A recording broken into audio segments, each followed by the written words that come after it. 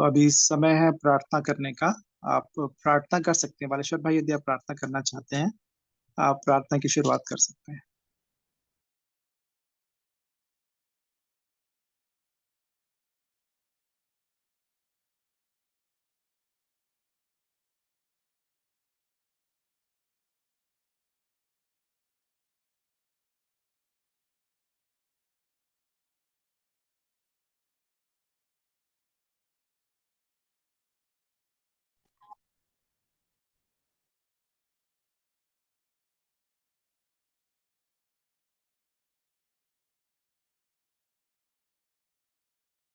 मधुसूदन भाई, शालोम सलाम, स्वागत है आपका।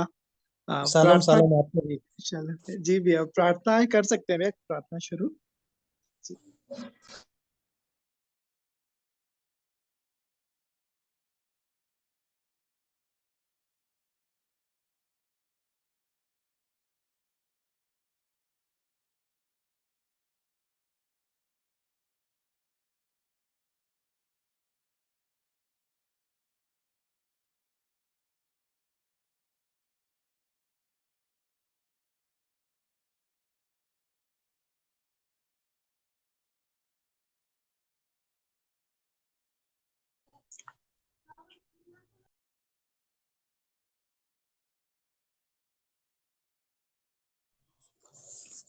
आइए हम प्रार्थना में जाते हैं।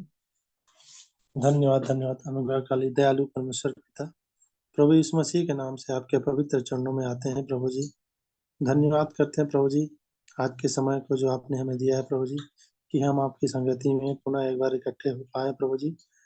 आपका धन्यवाद करते हैं प्रभु जी कि आपने हर एक बातों को प्रभु जी हमें सीखने में मदद की है, और आपकी भेद भरी बातों को हम प्रभु जी जान रहे हैं, समझ रहे हैं, और उसको प्रभु जी हम अपने जीवनों में अमल कर पा रहे हैं प्रभु जी। ऐसी विनती प्रार्थना हम करते हैं प्रभु जी कि आपका जो भी वचन आज सुना बताया जाता है प्रभु जी, वो हमें ठीक ठीक प्रभु जी समझ में आ जाए, और हम सबको मन में बसने पाए प्रभु जी, ऐसी हम विश्वास करते हैं प्रभु जी। हर एक बातों के लिए प्रभु जी हम आपका धन्यवाद करते हैं। आपने प्रभु जी हर एक परिस्थितियों में हम सभी को संभाला है प्रभु जी, हमारे मनों को स्थिर किया है, हमारे स्वास्थ्य को अच्छा किया है प्रभु जी, और हर एक बातों के लिए प्रभु जी हम धन्यवाद करते हैं। हर एक को प्रभु जी, हर एक के स्वास्थ्य को प्रभु जी, और हर एक के मनों को प्रभु जी जो इस मीटिंग में जुड़े हैं और जो जुड़ने वाले हैं प्रभु जी, उन सबों के स्वास्थ्य को, उनके घर परिवार वालों के स्वास्थ्य को प्रभु जी आपके हाथों में सौंपता हूँ प्रभु जी, कि वे सब प्रभु जी यीशु मसीह के नाम से ठीक हो, और सभी प्रभु जी आपके वचन को जाने और समझे प्रभु जी। आपने कहा है प्रभु जी, हर एक बातों के लिए प्रभु जी हम धन्यवाद करते हैं प्रभु जी। इस समय को प्रभु जी आपने हमें दिया है, इस रात्रि को प्रभु जी हम आपके चरणों में आते हैं प्रभु जी, और ये आपके दिखाए हुए प्रभु जी मार्ग में हम चल सके, ऐसी हम पर दया कीजिए प्रभु जी। आपकी उपस्थिति हम पर, हमारे साथ सदा बनी रहती है प्रभु जी, ऐसा हम विश्वास करते हैं। और यह प्रार्थना प्रभु जी हम हमारे उद्धारकर्ता प्रभु यीशु मसीह के नाम से मांगते हैं, सुने और ग्रहण करें, आमीन। आमीन आमीन आमीन। धन्यवाद भैया प्रार्थनाओं के लिए। और भी कोई प्रिय प्रार्थना करना चाहते हैं तो आप प्रार्थना कर सकते हैं, अभी प्रार्थना का समय है।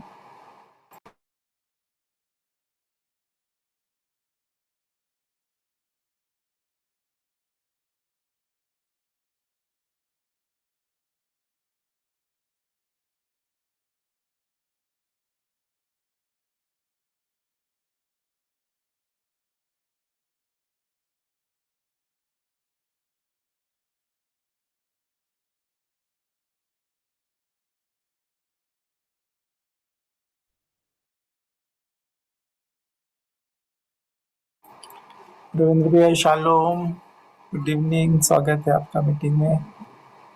सर भैया प्रार्थना करेंगे।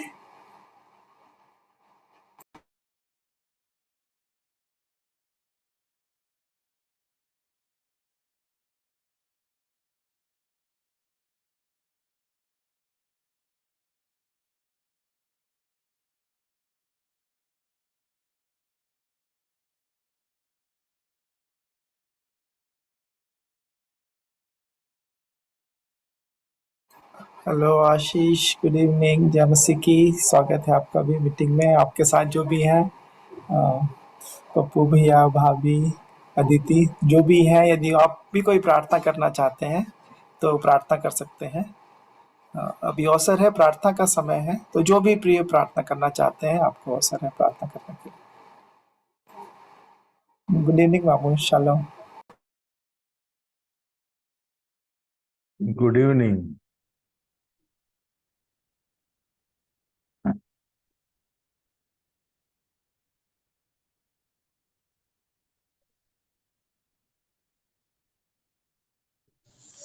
चाचा प्रणाम। खुश रहो, खुश रहो।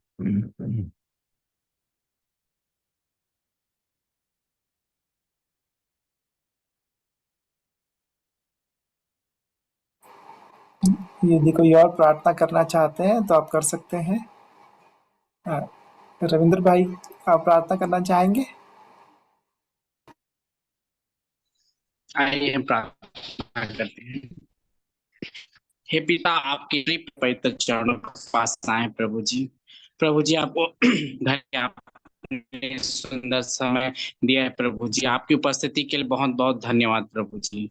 प्रभु जी, जब हम आपके वचन सुनते हैं पिता, आप उस वचन को हमारे हृदय पे पट्टियों पर लिख दे प्रभु जी, ताकि हम हमेशा के लिए अनंत जीवन कब तक पहुंच सकें प्रभु जी। ऐसी दया कर प्रभु जी। प्रभु जी, हमें कुछ नहीं आता, पर आपके आत्मा पिता हमें सिखाता है प्रभु जी। प्रभु जी, धन्यवाद आपको। प्रभु जी, जब हम जूम मीटिंग में जुड़ते हैं तो हर एक के नेटवर्क को पिता आपके हाथ में सौंपता हूँ कि सही सही नेटवर्क दे प्रभु जी, किसी को आपके बात हर एक चीज को स्पष्ट सुन सके प्रभु जी, ऐसा नेटवर्क दे। शैतानकार की ताकतें कोई भी बाधा ना पड़े प्रभु जी। प्रभु जी, हमें आपके वचन के द्वारा बहुत आशीषित होते जा रहे हैं प्रभु जी। आपको धन्यवाद देते हैं। आप अपनी गहरी हुई बातों को पिता आप हमें सिखा रहे हैं प्रभु जी, इसके लिए बहुत बहुत धन्यवाद प्रभु जी। प्रभु जी, हर एक को पिता आपके हाथ में सौंपता हूँ कि हर एक के घर परिवार को पिता आप संभाले प्रभु जी, हर एक के जीवनों को आप बदले प्रभु जी। प्रभु जी, हमें कुछ नहीं आता, पर आप हमें सिखा रहे हैं प्रभु जी। प्रभु जी, हम संसारिक व्यक्ति ना हो प्रभु जी, हम आत्मिक व्यक्ति बने प्रभु जी। प्रभु जी, हम इस संसार में परदेसी और यात्री जानकर चलने वाला व्यक्ति बना प्रभु जी। प्रभु जी, आप जैसा चाहें पिता वैसी बनाए प्रभु जी। प्रभु जी, आपकी इच्छा हमारे जीवन में हो प्रभु जी। जैसा बनाना चाहें पिता आप हमें बनाए प्रभु जी। प्रभु जी, मैं मिट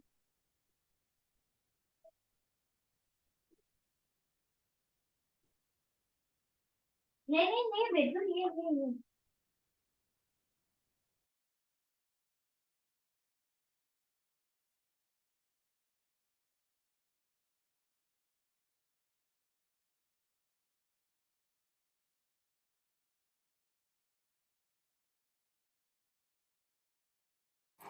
जी भी, आपका माइक बंद हो गया रविंद्र भैया।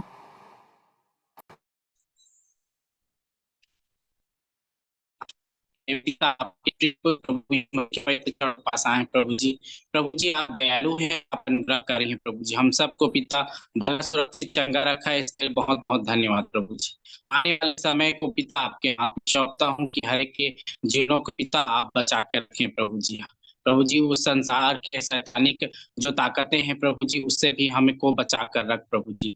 हमारी उस युक्ति को प्रभु जी उसको समझा प्रभु जी के शैतान हमारे जीवन में ऐसा ऐसा छाया लेता और हम उस युक्ति को ही समझ पाते हैं प्रभु जी। प्रभु जी, आप हमें उस युक्ति को बता कि वो हमसे हमारे ही जीवन में ऐसा काम कर बैठता है प्रभु जी, और हमको समझ नहीं आता, पर वो ना करे ऐसे में ज्ञान दिए, हम उसकी युक्ति को समझ सकें प्रभु जी।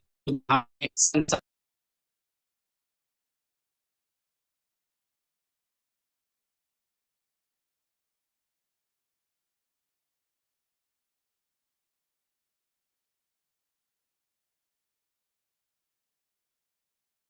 कि आपने मेरी छोटी सी प्रार्थना सुना है। प्रार्थना प्रभु यीशु मसीह के नाम से मांगते हैं, सुने और दया कर ग्रहण करें, आमीन। आमीन आमीन।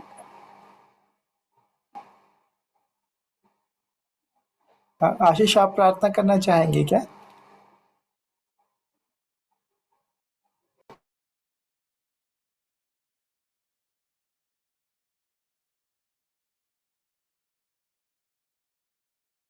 तो आइए हम प्रार्थना करेंगे। प्रेमी दयालु अनुग्रहकारी विलंब से कोप करने वाले अति करुणामय पिता परमेश्वर, राजाओं के राजा प्रभुओं के प्रभु, अपने उद्धार करता प्रभु यीशु मसीह के पवित्र और मीठे नाम से आपके अनुग्रह के सिंहासन के सम्मुख आते हैं प्रभु जी। आपके नाम को धन्य कहते सराहते हैं प्रभु जी, क्योंकि आप ही सारा आदर, सारी महिमा, सारी प्रशंसा के योग्य पिता परमेश्वर है प्रभु जी। हाँ प्रभु जी, आप अद्भुत अगम्य प्रभु जी, आपकी हर एक बातें प्रभु जी हमारे ज्ञान से परे हैं प्रभु जी। आप इतने ऊंचे पर हैं, हम आपके नाम को धन्य कहते हैं, आपके नाम को सराहते हैं प्रभु जी। आप सर्वशक्तिमान, सर्वज्ञानी, सर्वव्यापी पिता परमेश्वर हैं प्रभु जी। हम आपके नाम को धन्य कहते हैं, आपके नाम को सराहते हैं प्रभु जी। हाँ प्रभु जी, आप हमारे पिता हैं प्रभु जी, और जैसा कल हमने सीखा प्रभु जी, आप हमारी ताड़ना भी करते हैं, हमें छड़ी भी लगाते हैं प्रभु जी, डांटते भी हैं ताकि हम सही मार्ग में पाए जाएं। आपका धन्यवाद देते हैं प्रभु जी। जबकि हमारे संसारिक माता पिता भी ऐसा करते हैं प्रभु जी ताकि बच्चे बिगड़ न जाएं, तो आप तुम्हारे स्वर्गीय पिता होकर सच में हमारी भलाई चाहते हैं प्रभु जी। आपके नाम को हम धन्य कहते हैं, आपके नाम को सराहते हैं प्रभु जी। इसी कारण हर एक आशीषों के लिए, हर एक अच्छी बातों के लिए जो प्रभु जी हमको अच्छी लगती हैं प्रभु जी, हर एक ऐसी बातें के लिए जो शायद हमको उतनी अच्छी भी नहीं लगती, तो अभी आपने कहा है कि जो आपसे प्रेम रखते हैं और आपकी इच्छा के अनुसार जो लोग बुलाए गए हैं, उनके लिए हर एक बातें मिलकर भलाई ही को उत्पन्न करती हैं, रोमियो 8:28 के अनुसार प्रभु जी। आपके प्रेम को हर एक परिस्थितियों में जानने में प्रभु जी, हर एक परिस्थितियों में आपसे लिपटे रहने में, जैसे कि रोमियो 8 में ही प्रभु जी पौलुस ने कहा कि मुझे कोई भी बात मसीह के प्रेम से अलग नहीं कर सकती, चाहे वो कुछ भी बात क्यों ना जीवन, ना मृत्यु, ना स्वर्गदूत, और भी कोई ऐसी बातें प्रभु जी मुझे आपके प्रेम से अलग कर सकती हैं प्रभु जी। आपके नाम को धन्य कहते हैं, आपके नाम को सराहते हैं प्रभु जी। और सच में आपका प्रेम प्रभु जी अद्भुत है कि जब हम आप पापी थे, मैं पापी था प्रभु जी, आपका विरोधी था, विधियों का लेख मेरे नाम पर मेरे विरोध में लिखा हुआ था, उसी समय पे प्रभु जी, ठीक समय पे आप इस पृथ्वी पर आ गए प्रभु जी, स्वर्ग राज का सारा वैभव छोड़कर प्रभु जी, और प्रभु जी अपने आप को दीन किया प्रभु जी, मनुष्य की समानता में हो गए, दास का स्वरूप धारण कर लिया, अपने आप को शून्य कर दिया प्रभु जी। आपके नाम को धन्य कहते सराहते हैं प्रभु जी। आप सब कुछ होकर अपने आप को शून्य कर दे, और हम कुछ भी नहीं होकर भी प्रभु जी शून्य होने में बहुत तकलीफ होती है। क्षमा चाहते हैं प्रभु जी, पवित्र आत्मा मेरी और हर एक प्रियों की सहायता करे जो इस क्षेत्र में संघर्ष करते हैं प्रभु जी, क्योंकि यूहन्ना बपतिस्मा देने वाले ने भी कहा कि अवश्य है कि वो बढ़े और मैं घटूं। सच में प्रभु जी आप ही बढ़ने पाए, आप ही सब में सब कुछ होने पाए प्रभु जी। मेरे जीवन में मैं ऐसी दया और अनुग्रह चाहता हूँ, और हम सबों के जीवनों में भी प्रभु जी, ताकि जैसे पौलुस कहते हैं कि मैं जीवित ना रहा और शरीर में अब जो जीवित हो मसीह में ही मैं जीवित हूँ, मसीह मुझ में जीवित है, ऐसी मेरी और हर एक प्रियों की गवाही होने पाए। आपकी दया अनुग्रह चाहता हूँ प्रभु जी। उसी के तहत प्रभु जी आप हमें अवसर देते हैं कि हम आपके चरणों में बैठकर मसीह के स्वभाव को जानने पाते हैं, मसीह का जीवन कैसा था, सोच विचार कैसे थे, शब्द कैसे थे, चाल चलन, हर एक बातों को प्रभु जी आपके वचन में जब हम अध्ययन करते हैं प्रभु जी, हम उन बातों को जानने पाते हैं। आपका धन्यवाद धन्यवाद धन्यवाद देते हैं प्रभु जी। जैसे इफिसियों में पौलुस ने उस कलीसिया के लिए प्रार्थना की कि हम जो विश्वासी जन है, जो वहाँ के विश्वासी लोग थे, हाँ प्रभु जी, वो सब आपके प्रेम की लंबाई, चौड़ाई, गहराई, ऊंचाई को, हर एक बातों को प्रभु जी वो मालूम करते जाएं प्रभु जी, ताकि प्रभु जी वही तो हमारा उद्धार है प्रभु जी। आपके नाम को धन्य कहते सराहते हैं कि सच में जब हम आपको जानने लगेंगे तो फिर प्रभु जी पीछे मुड़ने का या फिर प्रभु जी उन मार्ग से भटक जाने की संभावना बहुत कम हो जाएगी प्रभु जी। दया करें, अनुग्रह करें कि सच में आप में ही पाए जाए, जैसे कि आपने कहा कि तुम मुझ में और मैं तुम में। जब फिर ऐसा होता तब फिर हमारे जीवन में बहुत सारे फल लगते हैं। सच में प्रभु जी बहुत से फल हमारे जीवन में लगने पाए। आपकी दया, आपके अनुग्रह चाहते हैं प्रभु जी। आपने ये अवसर दिया है प्रभु जी कि हम आपके चरणों में बैठकर उस उत्तम भाग को जो हमसे कभी छीना नहीं जाएगा हम प्राप्त कर सकते हैं। आपका धन्यवाद धन्यवाद धन्यवाद देते हैं प्रभु जी। जितने प्रिय यहाँ पे उपस्थित हैं सभी जन को प्रभु जी, और जितने जुड़ने पर हैं उनके लिए भी प्रार्थना करते हैं प्रभु जी। हमारी आत्मा प्राण देह का नियंत्रण आप ही लें प्रभु जी, क्योंकि हमने इस बात को जाना कि हम आप ही के द्वारा बनाए गए हैं, आप ही के स्वरूप और समानता में हम बनाए गए हैं प्रभु जी। और जहाँ से जो बनाया गया है यदि उसी में वो जड़ पकड़ के उसी में स्थिर रहता है तभी वो प्रभु जी फलवंत होता है, वही तभी जीवित रहने पाता है। जैसे कि भूमि की घास भी यदि भूमि से जुड़ी ना रहे तो वो मर जाती है, यदि मछलियां पानी में से उनको निकाल दिया जाए तो भी मर जाती हैं। वैसे हम आपके द्वारा बनाए गए हैं, आपके स्वरूप आपकी समानता में हम आप ही में पाए जाएं, ऐसी दया और अनुग्रह चाहते हैं प्रभु जी। और उस बात की सहायता मदद करने के लिए आपका वचन हमारे पास प्रतिदिन आता है प्रभु जी, चाहे वो प्रार्थनाओं के रूप में हो, चाहे गवाहियों के रूप में हो, या फिर प्रभु जी जब वचन का प्रचार किया जाता है प्रभु जी, हर एक बातों के द्वारा प्रभु जी हमारी आत्मिक उन्नति होने पाए प्रभु जी। हम मसीह के डील डॉल में प्रभु जी जैसे वो थे वैसे बदलते जाने में, उस तेजस्वी रूप में अंश अंश करके बदलते जाने में मेरी और हर एक प्रियों की आप सहायता और मदद करें।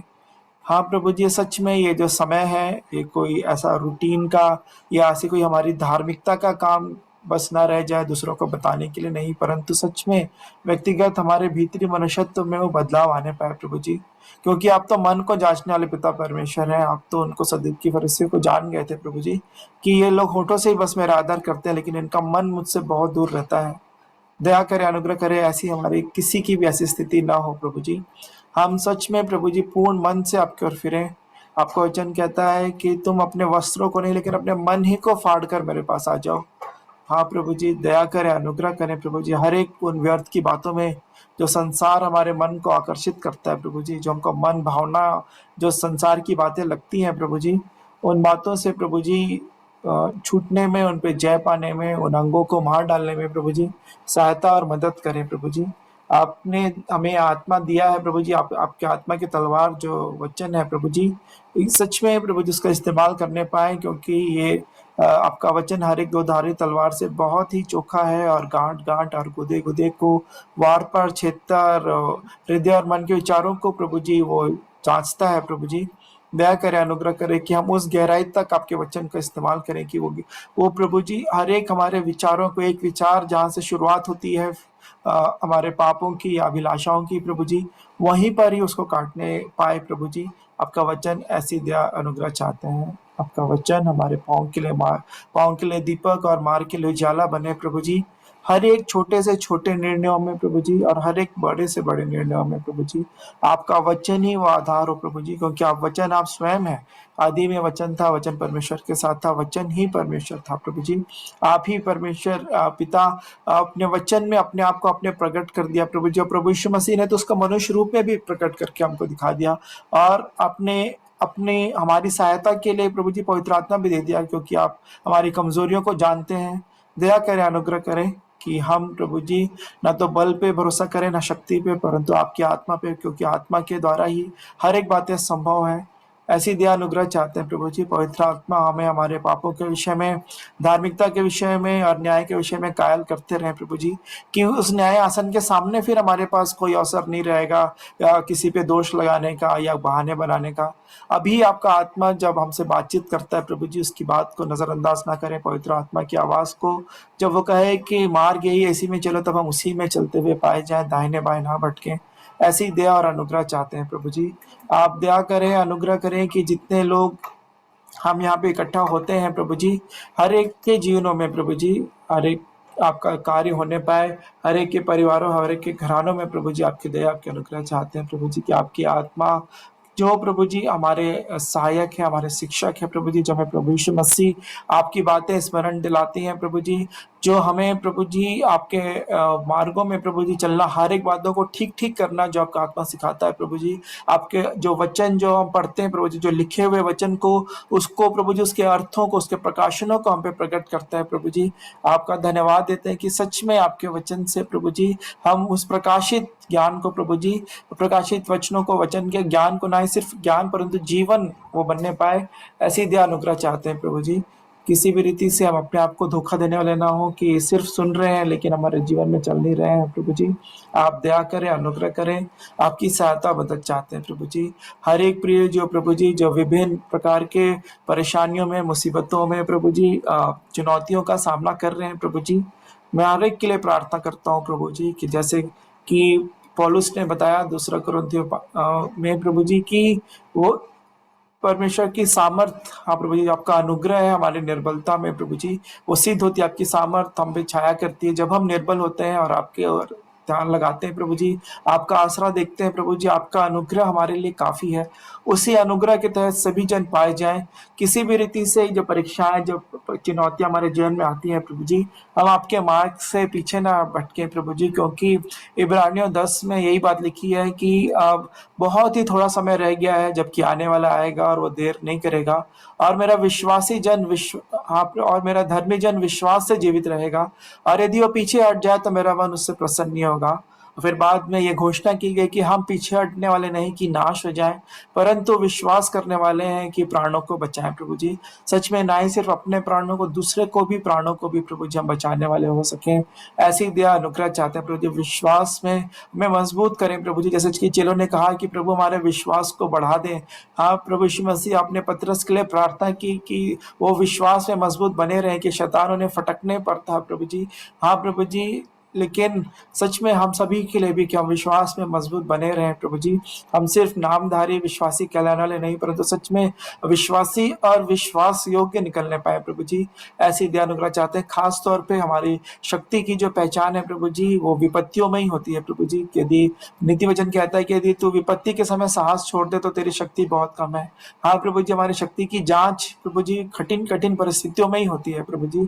दया करें, अनुग्रह करें कि हम परीक्षाओं में स्थिर रह के प्रभु जी आप में प्रभु जी मजबूत पाए जाएं, ऐसी दया अनुग्रह चाहते हैं प्रभु जी। आपके दास भक्त संजनों के लिए जो सुसमाचार प्रचार का कार्य करते हैं प्रभु जी, आपके वचनों को लोगों तक लेकर आते हैं प्रभु जी, हर एक के जीवनों पर आपकी आशीष चाहते हैं प्रभु जी। शेखर मामू के लिए, भाई रुपेश के लिए, पंकज भैया के लिए, हेमंत चाचा के लिए, और भी जितने जो पापा जी के लिए, और भी जो जितने प्रभु जी जो प्राचीन है प्रभु जी इस कलीसिया में प्रभु जी, जो छत्तीसगढ़ के गृह कलीसिया के प्रभु जी आशुतोष लाल जीजा जी के लिए, और प्रभु जी और जितने भी जो लोग हैं प्रभु जी, हर एक जनों को आपके हाथों में समर्पित करते हैं। एचके मसीह अंकल के लिए, मत्ती पाइक मामू के लिए, हाँ प्रभु जी, और भी जितने जन हैं प्रभु जी, सभी जन प्रभु जी जो आपके नजदीकी में हैं प्रभु जी, विश्वास में और भी मजबूत होते जाए, और भी प्रभु जी जो भी जिम्मेदारी आपने उन्हें सौंपी है प्रभु जी, उसे बखूबी निभाने में हम सबकी सहायता मदद करें। हर एक जन प्रभु जी आपके द्वारा संभाले जाए, और प्रभु जी जो अगली पीढ़ी है प्रभु जी उसको सिखाने में प्रभु जी, आपके मार्ग की शिक्षा देने में,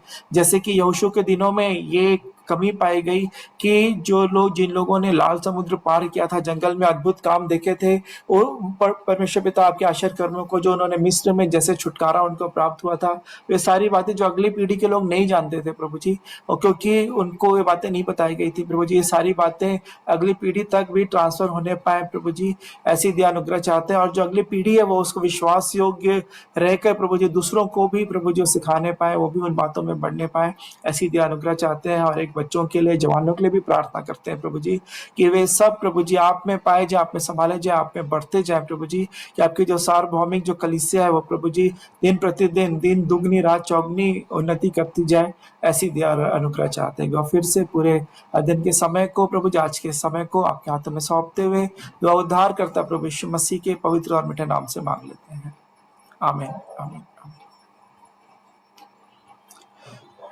अभी भी समय है प्रार्थना करने के लिए, आप लोगों को अवसर है प्रार्थना करने का।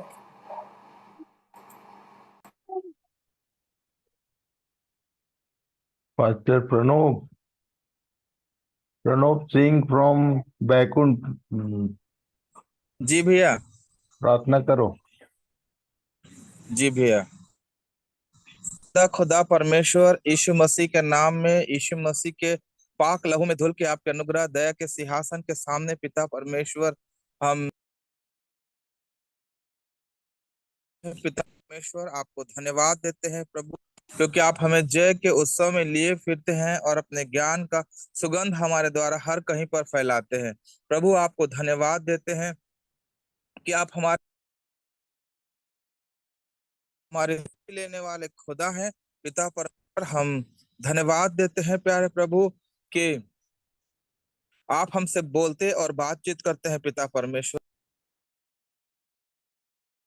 की आई हुई सृष्टि है पिता परमेश्वर, इसलिए प्रभु हम आपसे दुआ मांगते हैं प्यारे परमेश्वर पिता, जिस लहू से आपने हमें खरीदा है पिता परमेश्वर, उसी लहू के विश्वास में हम बने रहना चाहते हैं पिता परमेश्वर। हम दुआ करते हैं प्यारे प्रभु कि यहाँ पे जूम मीटिंग में प्यारे परमेश्वर पिता जो बातें सिखाई जाती है वो हमारे देह प्राण और आत्मा के लिए आशीषित भरा वचन होता है प्यारे परमेश्वर, जो हमारे गुदे गुदे गांठ गांठ को छेदता है प्रभु, हमारे हमें वार पार छेदता है और पिता परमेश्वर हमें आशीषित करता है। हाँ पिता परमेश्वर, आपका वचन कहता है कि वास्तव में मेरा मांस खाने की वस्तु है और मेरा लहू पीने की वस्तु है। और हाँ प्रभु, जब हम उस मांस और लहू में जब हम बने रहते हैं, तभी पिता परमेश्वर हम अनंत जीवन के भागी होते हैं। पिता परमेश्वर, आपका वचन कहता है कि मेरे पिता के घर में रहने के बहुत से स्थान हैं। मैं चाहता हूं कि जहां मैं रहूं वहां तुम भी रहो, और देखो मैं तुम्हारे लिए जगह तैयार करने जाता हूं। हाँ पिता परमेश्वर, आपका ये वचन प्यारे परमेश्वर हमारे जीवन, हमारे मार्ग के लिए उजियाला, हमारे पाँव के लिए उजियाला और हमारे रास्तों के लिए पिता परमेश्वर रोशनी है। इसलिए हम धन्यवाद देते हैं पिता परमेश्वर उस जीवित वचन को जो आपके दासों के द्वारा दिया जाता है प्रभु जी, जो हमारे आत्मा का भोजन है, जो हमारी आत्मा को हृष्ट पुष्ट करता है। पिता परमेश्वर, आप सभी जितने वचन को सुनाते प्रभु, सभी को आशीषित करिए। और पिता परमेश्वर, विशेषकर हम शेखर भैया के लिए दुआ करते हैं प्यारे परमेश्वर पिता, जिनकी सेवकाई के द्वारा प्यारे प्रभु जी हम आत्मा में फल फूल रहे हैं प्यारे परमेश्वर, और एक खरी शिक्षा को प्यारे प्रभु जी उनके मुंह के वचनों के द्वारा हम पाते हैं प्यारे परमेश्वर। हम आपको धन्यवाद देते हैं, आपके चुने हुए बेटे हैं प्यारे परमेश्वर पिता, और जिन बातों को वो हमें जो सीखते हैं आपसे, उन बातों को हम भी सीखते हैं पिता परमेश्वर। वो बहुतों के लिए आशीष का, बहुतों के लिए उदाहरण का कारण है पिता परमेश्वर। प्रभु आपको धन्यवाद देते हैं प्रभु, अभी तक आपने उनको संभाला है, आगे और भी संभाले पिता परमेश्वर। परमेश्वर, जो इस फैमिली मीटिंग को ऑर्गेनाइज करते हैं, और प्रतिदिन हम प्रभु जी उन वचनों को हम सीख पाते हैं परमेश्वर पिता, जो हमारे जीवन को दृढ़ और मजबूत करते हैं। प्रभु आप हमारे दृढ़ गढ़ हैं, आप हमारे किला है प्रभु, आप हमारी चट्टान है प्रभु, और हमने पिता परमेश्वर उसी चट्टान पर अपने घर को बनाया है पिता परमेश्वर। इसलिए हम आपको धन्यवाद देते हैं प्रभु। और जब चट्टान पर घर बनाया जाता है, वो हमेशा मजबूत रहता है, कभी वो गिरता नहीं है। हालेलुया, हम धन्यवाद देते हैं परमेश्वर पिता अपने जीवन के लिए। प्यारे प्रभु, जिस जड़ में जिसमें हम जड़ पकड़ते जाएं प्रभु आप में, और पिता परमेश्वर हम उसमें बने रहे प्यारे परमेश्वर पिता। आपने कहा कि तूने मुझे नहीं, परंतु मैंने तुमको चुना है। हाँ परमेश्वर पिता, हमारी योग्यता कोई मायने नहीं रखती है, पर खुदा आपने हमको चुना है, ये हमारे लिए बहुत बड़ी बात है पिता परमेश्वर। हम इस योग्य नहीं थे प्रभु जी, हम भटके हुए थे पिता परमेश्वर। प्रभु आपने हमें चुना, आपने हमें संभाला परमेश्वर पिता, आपने हमें ठहराया और नियुक्त किया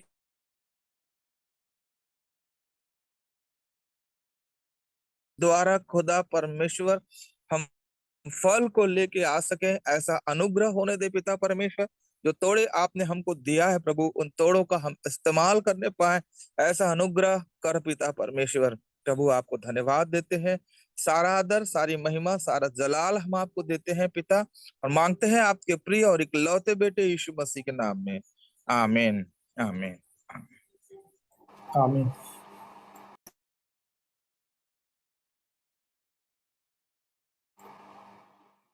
आप सभी को सलाम, प्रभु यीशु मसीह के नाम में स्वागत है आप सभी का, जय मसीह की।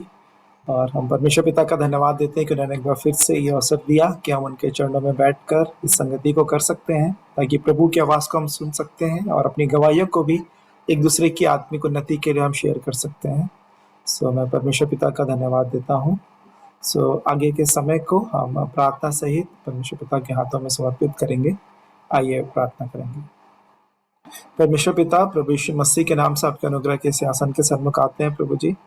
आपने अपनी बड़ी दया और करुणा में प्रभु जी, अपने अनुग्रह में प्रभु जी, ये अवसर दिया है कि हम आपके चरणों में बैठ के प्रभु जी आपकी गवाहियों को दे सकते हैं प्रभु जी, आपके वचन से सीख सकते हैं हर एक बातों में प्रभु जी। आपके आत्मा की अगुवाई चाहते हैं प्रभु जी।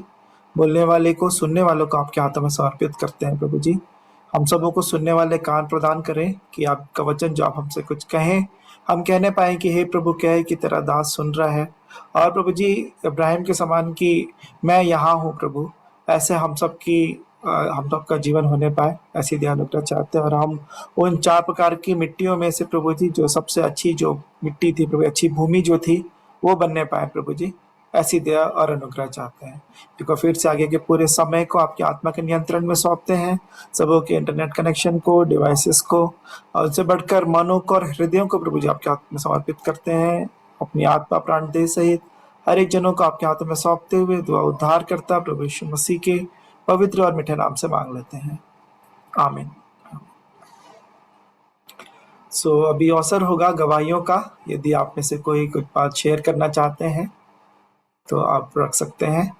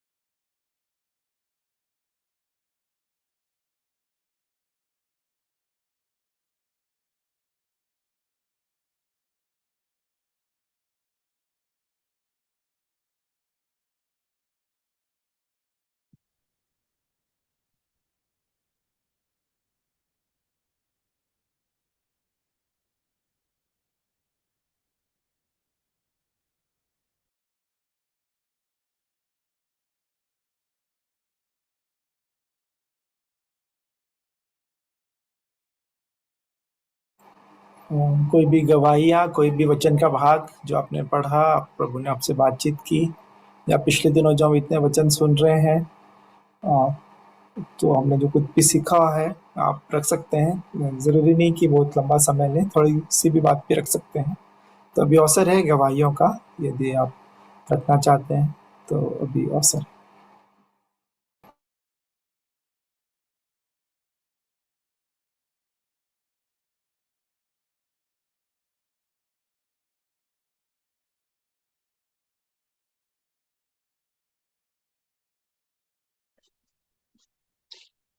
आप सबों को शालोम और परमेश्वर पिता का धन्यवाद हो। जैसे नीति वचन 18 है उसका 21 में है, जीव के वश में मृत्यु और जीवन दोनों होते हैं, और जो उसे काम में लाना जानता है वह उसका फल भोगेगा। और सच में यदि मैं इस मुंह से, इस जीभ से ऐसी बातों का अंगीकार करूं जो मेरी हानि के लिए है, नेगेटिव बात, तो मेरे जीवन में वैसा ही होना शुरू हो जाएगा। यदि मैं पॉजिटिव बातें कह रही हूँ और वचन की बातों को ही बोल रही हूँ, तो निश्चित रूप से परमेश्वर उस वचन के द्वारा मेरी सहायता करेंगे, पवित्र आत्मा के द्वारा, और वो मेरे जीवन में सफल होता चला जाएगा। इसलिए मेरे ही मुंह के वश में दोनों बातें हैं कि मैं कौन सी बातें अपने मुंह से कह रही हूँ, किस प्रकार की बात कह रही हूँ। और क्योंकि दो हैं जो सुनते रहते हैं, यदि मुंह से बड़बड़ा रही, कुड़कुड़ा भी रही, तो जो सुन रहे हैं वो दो रहते हैं। एक तो शैतान भी सुनता रहता है और प्रभु यीशु मसीह भी सुनते रहते हैं, और इसके द्वारा जैसा व्यवहार रहता है वैसा ही वो करना चालू कर देता है। यदि मैं वचन से जयवंत बातें कहने लगूं और वचन आत्मा की जो तलवार है उसके द्वारा मैं काटने पाऊं उसकी दुष्ट युक्तियों को, जैसे भैया भी बताए थे, शगर भैया, कुरिन्थियों से, कि खंडन करना, जो पहचान में उठती है, विरोध में उठती है उन बातों का, गढ़ को ढा देने के, तो सच में वैसा होता है, तभी वो वचन मेरे जीवन में काम निश्चित रूप से करता है। और यदि मैं उस रीति से निराशा विवैध की बातों पे मन लगाऊं, तो वो सच में वो वैसे ही उस ओर मुझको ले जाना करना शुरू कर देता है। और जैसे अय्यूब 23 उसका 12, उसमें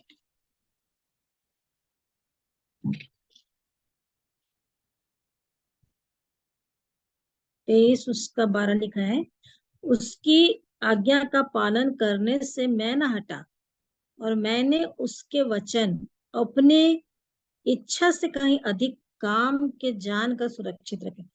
सही बात है, यदि मैं वचन को जितना अधिक पढूं और जितना अधिक उसको सुनकर उस पे चलूं आत्मा की सहायता से, तो तभी मेरा भला होगा। और इसलिए वो कह रहा है अय्यूब अपने विषय में कि मैंने उसके वचन को अपनी इच्छा से, मतलब मेरा जो बाकी काम है जो है तो ठीक है, खाना है, मेरे को नहाना है, जो भी करना है वो तो है, लेकिन उसको एकदम प्रेफरेंस दे करके उस पे मेरा मन नहीं लगना चाहिए कि मेरे को ये अच्छा अच्छा खाना, ये अच्छे अच्छे ये वो सब कुछ नहीं है। नहीं, मेरे को एनर्जी मिल जाए, बस इतना ही बहुत है मेरे जीवन के लिए। तो अधिक काम के जानकर वो वचन को उतना महत्व देता है। जिस प्रकार से प्रभु यीशु मसीह जब उनको परखा गया शैतान के द्वारा, तो वचन की बातों को ही कहे, वो शरीर की बातों तो नहीं किए कहे। तो बहुत अच्छा लगा मेरे को कि सच में वचन को अधिक महत्व अय्यूब भी दिया, दाऊद भी दिया। बुरे वचन तो दाऊद के वैसे ही हैं। और यशाया 8 उसका 20, यशाया 8 उसका 20 वहां लिखा हुआ है, व्यवस्था और चितौनी ही की चर्चा किया करो। यदि वे लोग इन वचनों के अनुसार न बोले तो निश्चय उनके लिए पौ न फटेगी। तो हर समय ये वचन की ही बात की चर्चा करना चाहिए, वचन की बात। और वाकई में मैं देखती हूँ, चाहे वो मेरे से कितने भी बड़े भी हों, और क्या बोले जीवन है प्रभु के जीवन में और सारी बातों में, और ये अपने लिए ये बात के लिए नहीं मैं और बहुत अच्छी हूँ ऐसा नहीं, परंतु जब मेरे को पवित्र आत्मा सिखाते हैं तो मैं वही काम करती हूँ जो आत्मा मेरे को कहते हैं। तो मैं ऐसी जगहों से हट जाती हूँ, उठ जाती हूँ, अलग हो जाती हूँ, क्योंकि मेरे को ये ज्यादा अच्छा है, लगता है, भला लगता है कि जो समय मुझे मिला है मैं उसे प्रभु की उपस्थिति में जाकर प्रार्थना में और वचन में समय बिताऊं, न कि बैठ करके इनके साथ बातों में लग करके चर्चा करूं। तो ये सब नहीं होने का है। इसलिए मेरे को सब पसंद मेरे को नहीं, मतलब प्रभु को भी पसंद नहीं आते कि जो बातें होनी चाहिए वह ना हो करके कुछ दूसरा होता है। तो व्यवस्था और चितौनी की चर्चा किया करो। यदि वे लोग इन वचनों के अनुसार नहीं बोले तो निश्चय उनके लिए पौ ना फटेगी। तो वचन की बात, सच बात, जहाँ पर वचन की शिक्षा, जब वचन की बातें, वचन में कौन सा बात मेरे उन्नति के लिए है, शांति के लिए है, उद्धार की आशा की विषय में है कि मैं उद्धार के कामों में और आगे बढ़ने पाऊं, तो ऐसी संगति हो रही है तो निश्चित रूप से वहां मुझको मेरे लिए लाभ का ही मिलेगा। लेकिन ऐसी जगहों से तो मैं हट ही जाऊंगी। तो इस रीति से जो बातें मेरे मुंह से निकले, वश में है जी, तो वो बातें निकले जिससे कि मेरा खुद का भी लाभ हो, दूसरों पर भी अनुग्रह हो, है ना। इफिसी 4 के उसमें लिखते हैं कि तुम्हारे में से कोई गंदी बात ना निकले परंतु धन्यवाद ही सुना जाए। तो ऐसा होना ही चाहिए, क्योंकि लूका 12 का 2 में लिखा है, मैं पढ़ लेती हूँ उसमें। ये भी एक आशीष की बात है कि लूका 12 का 2 वहां पे लिखा है कि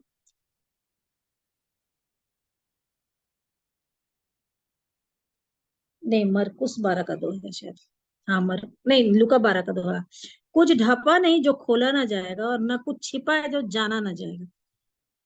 इसलिए जो कुछ तुमने अंधेरे में कहा है वो उजाले में सुना जाएगा, और जो तुमने कोठरियों में कानो कान कहा है वह कोठों पर प्रचार किया जाएगा।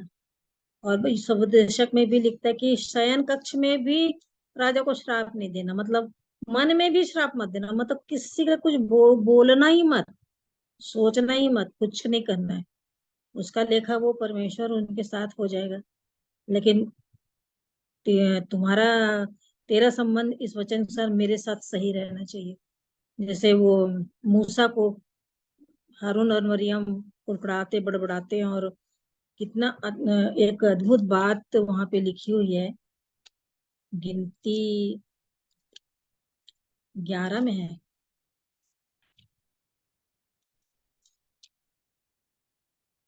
नहीं, 12 में है। 12 में है कि मूसा को सब जानते हैं, पृथ्वी भर के रहने वाले मनुष्य से बहुत अधिक नम्र स्वभाव का था। और मरियम और हारून उस पर बुड़बुड़ाते हैं कि वो शादी कर लिया करके। तो तब यहोवा उनसे बात करते हैं और बोलते हैं 5 में कि हारून और मरियम को बुलाया, सो वे दोनों उसके पास निकल आए। अब उसके बाद उसकी बातें परमेश्वर उनसे करते रहते हैं। ये पूरी बात चलती रहती है कि मेरा दास मूसा ऐसा नहीं है, वो तो मेरे सब घरानों में विश्वास योग्य है। उससे मैं गुप्त रीति से नहीं, परंतु आमने सामने और प्रत्यक्ष होकर बातें करता हूँ, और वह यहोवा का स्वरूप निहारने पाता है। सो तुम मेरे दास मूसा की निंदा करते हुए क्यों ना डरे। इतनी भयानक बात है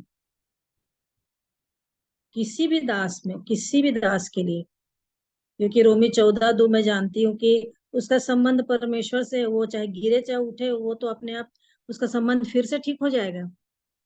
लेकिन मैं क्यों ऐसा करूं, मैं ना करूं। तो तुम मेरे दास मूसा की निंदा करते हुए क्यों नहीं डरे। ये बहुत भयानक बात है। और मरियम कोर से हिम के समान श्वेत हो गई।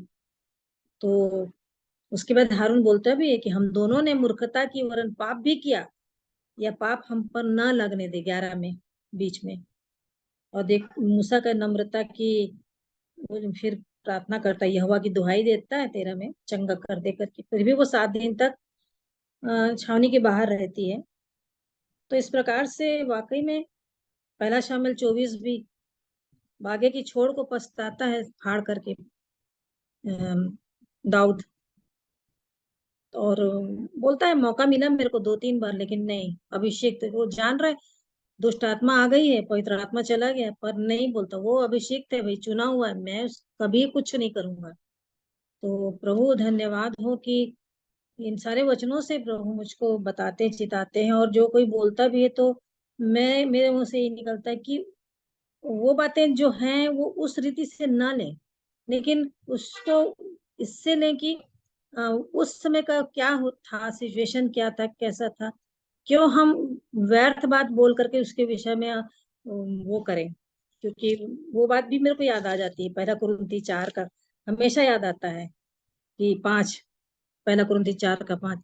सो जब तक प्रभु ना आए, समय से पहले किसी बात का न्याय ना करो। वही तो अंधकार की छिपी बातें ज्योति में दिखाएगा और मनों की मतियों को प्रकट करेगा।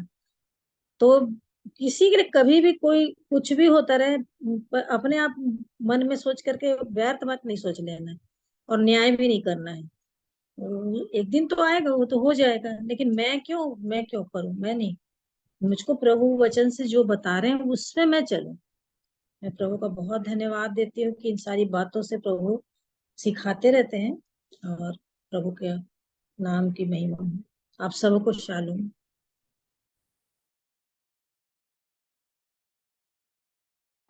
परमेश्वर पिता को धन्यवाद देते हैं ज्योति आंटी के लिए। और मैं भी एक वचन रखना चाहूंगा। एक चेतावनी वाला वचन मुझे मिला, जो कि सपन्या 3 अध्याय और 5वां वचन है। सपन्या 3:5 ऐसा कहता है, यहोवा जो उसके बीच में है वह धर्मी है, वह कुटिलता ना करेगा, वह अपना न्याय प्रतिभर प्रकट करता है और चूकता नहीं, परंतु कुटिल जन को लज्जा आती ही नहीं। प्रभु ने ये वचन जब मैं पढ़ रहा था, सच में कि हम इस बात को बोलते हैं, लेमेंटेशंस वाला विलाप गीत 3:21-22 की, तो प्रतिभोर उसकी करुणा हमारे जीवन में नहीं होती जाती, हम मिट नहीं गए, परमेश्वर के वहाँ करुणा का ही फल है। लेकिन जो अंतिम वाक्य है, परंतु कुटिल जन को लज्जा आती ही नहीं, मतलब कोई बदलाव ही नहीं आ रहा जीवन में। मेरे लिए था ये, और मैं कुछ दिनों पहले मेरी आवश्यकता थी, प्रभु ने मुझे प्रदान किया और मुझे इसका सोल्यूशन भी बताया कि पवित्र आत्मा से जो तुम्हें सहायक दिया गया है उसकी सहायता लेके हम जयवंत हो सकते हैं, मैं जयवंत हो सकता हूँ। यही प्रार्थना का जो जीवन है, क्योंकि आगे अगर इसका 3:9 पढ़ेंगे तो यहाँ पे लिखा है, और उस समय मैं देश देश के लोगों से एक नई और शुद्ध भाषा बुलवाऊंगा कि वे सब के सब यहोवा से प्रार्थना करें और एक मन से कंधे से कंधा मिलाए हुए उसकी सेवा करें।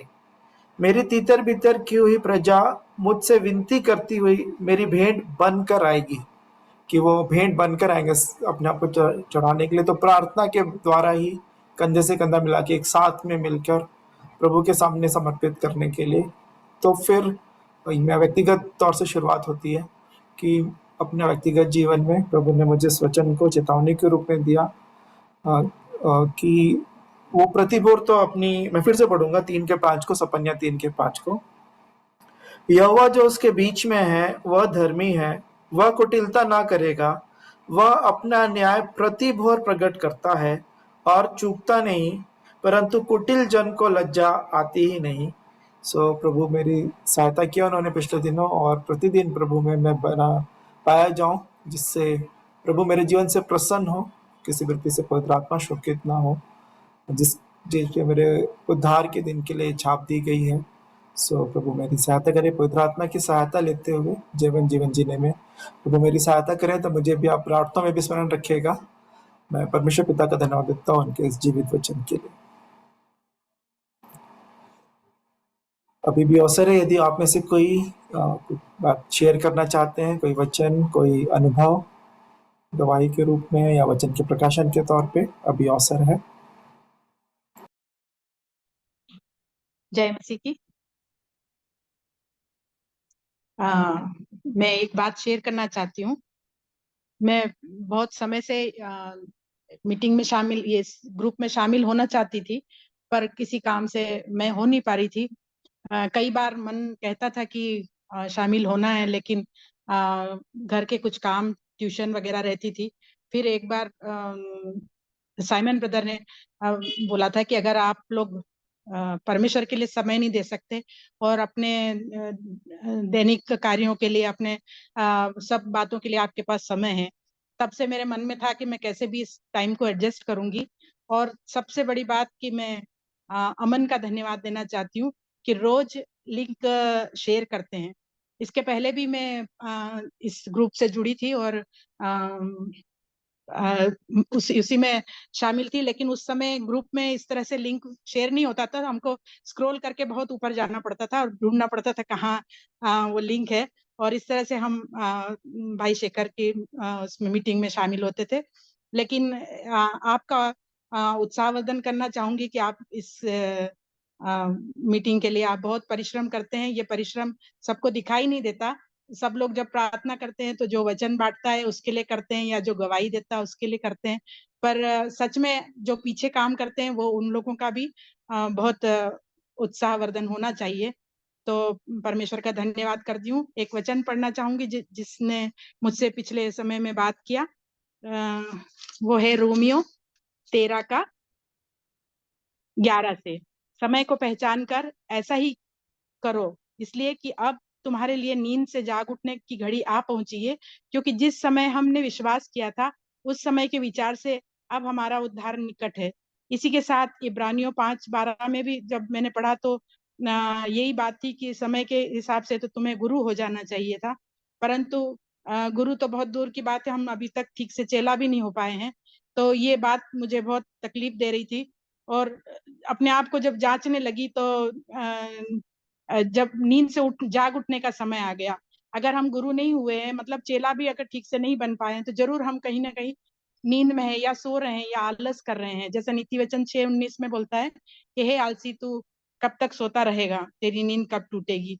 तो ये बातें मुझे पिछले समय में मुझसे बात किया। और जब बेटा रुपेश जब बोलते हैं तब मुझे ग्लानि होने लगती कि अब हम इतने उम्र के हो गए, अभी तक हम लोगों को ये वचन का इतना गहरा ज्ञान नहीं है। इसलिए भी मुझे थोड़ी सी झिझक होती थी कि हम इतने साल हो गए और कुछ नहीं जानते। और ये छोटे छोटे बच्चे, परमेश्वर इनको बहुत आशीष दे और खूब अनुग्रह प्रदान करे, और अधिक गहराई से ये वचनों को हम तक पहुंचा सकें। परमेश्वर ने उन लोगों को इस्तेमाल किया है। फिर मैंने सोचा कि अपने टाइम को एडजस्ट करके और इसमें अब रोज शामिल हो सकी, इसलिए परमेश्वर का धन्यवाद देती हूँ। आप लोग पूरे परिवार के लिए प्रार्थना करें, दोनों बेटों के लिए, कि उद्धार के मार्ग पे प्रभु चलने पाए वो, और पति भी। Thank you.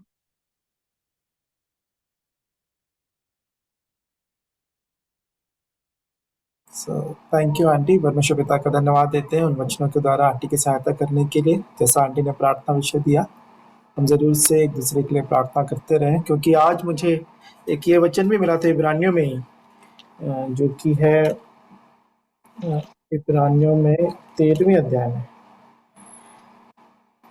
उसका 3रा वचन, कैदियों की ऐसी सुधि लो कि मानो उनके साथ तुम भी कैद हो, और जिनके साथ बुरा बर्ताव किया जाता है उनकी भी यह समझकर सुधि लिया करो कि हमारी भी देह है। सो यहाँ पे तो कैदियों के लिए और जिनके साथ बुरा बर्ताव किया जाता है, लेकिन हम पहला कुरिन्थियों में 12 में जहाँ पे मसीह की देह के हम सब अंग हैं, तो एक अंग दुख पाता है तो सब दूसरा भी एक चोट लगती है तो दूसरे अंग को भी दर्द होता है। इस प्रकार से हम सभी आत्मा में एक दूसरे की सहायता और सुधि लेने वाले बने और करते हैं, जो उनके लिए धन्यवाद देते हैं। सच में बहुत सारे लोग हैं जो प्रार्थनाएं करते हैं। तो जैसा कि आंटी बता रही थी ना, ज्योति आंटी की, परमेश्वर पिता के न्यायासन के सामने हाल प्रकट होगा तो नेगेटिव नहीं पॉजिटिव भी बहुत सारे लोग होंगे कि इनकी प्रार्थनाओं के द्वारा हम कैसे संभाले गए। और इसके लिए डेविड आंटी भी हैं, और सादिक आंटी बोलता हूँ मैं, सादिक अंकल की वाइफ जो थी, और मम्मी। और सच में मैं उन बातों को मैंने पहले भी कहा है कि सच में प्रार्थनाओं के द्वारा संभाले जाते हैं। पौलुस भी जब वो इफिसियों 6 अध्याय में कहते हैं कि हमारे लिए भी प्रार्थना क्या करो कि वचन बड़े हियाव के साथ और भेदों को अच्छी रीति से प्रकट करने पाए, तो वो जानते थे, पौलुस भी जानते थे, और सभी यहाँ पे गवाह हैं जितने प्रभु के सेवकाई में दूर दूर जाते थे, जितने अभी प्राचीन हैं इस कलीसिया में, ये प्रार्थनाओं के महत्व को। सो मैं सभी से निवेदन करूंगा, जितने करते हैं उनके लिए धन्यवाद, और जो नहीं कर पाते हैं या जैसे भी प्रभु सहायता करे कि हम सच में एक दूसरे को प्रार्थना में, यदि और नहीं कुछ कर पाते हैं दूसरी चीज़ें, तो कम से कम प्रार्थना में स्मरण रखें एक दूसरे को, ताकि हम सभी आत्मिक उन्नति करते जाएं, प्रभु में संभाले जाएं। मैं परमेश्वर पिता का धन्यवाद देता हूँ सुनीता आंटी के लिए और सभी जनों के लिए जो प्रार्थना करते हैं। अभी और कोई कहना चाहते हैं, कोई गवाही, कोई वचन का प्रकाशन, कुछ शेयर करना चाहते हैं तो अभी अवसर है, आप बांट सकते हैं।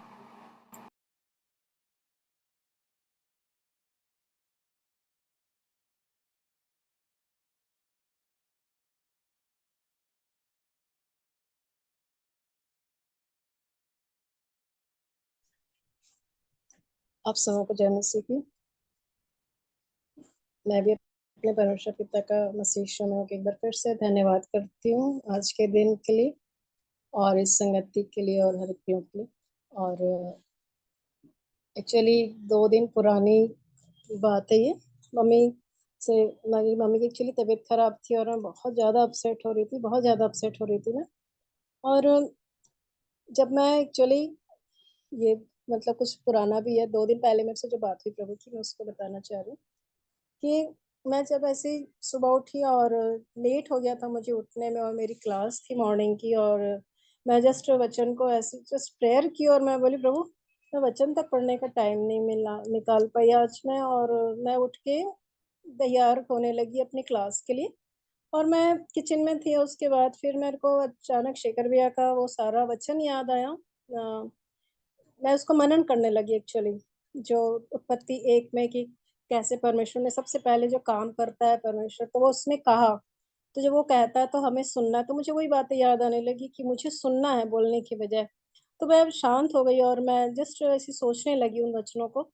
और जैसे ही मैं सोच रही थी उसके बाद अचानक मैं सोची कि टाइम तो पता नहीं चल रहा है कितनी देर हो गई है। मैं टाइम देखने के लिए मोबाइल खोजी तो मुझे अपना मोबाइल नहीं मिला, और फिर मेरी नज़र घड़ी पे गई जो मतलब जो दीवार पे थी।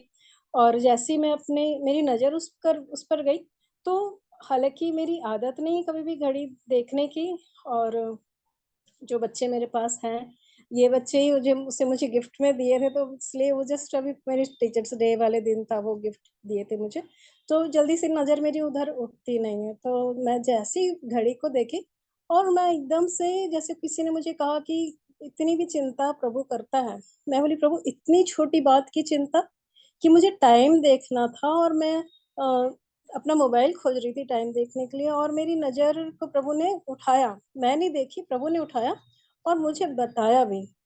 और मैं बहुत ज़्यादा धन्यवादित हो गई कि प्रभु मुझे मेरी तो इतनी छोटी-सी बात की चिंता करता है।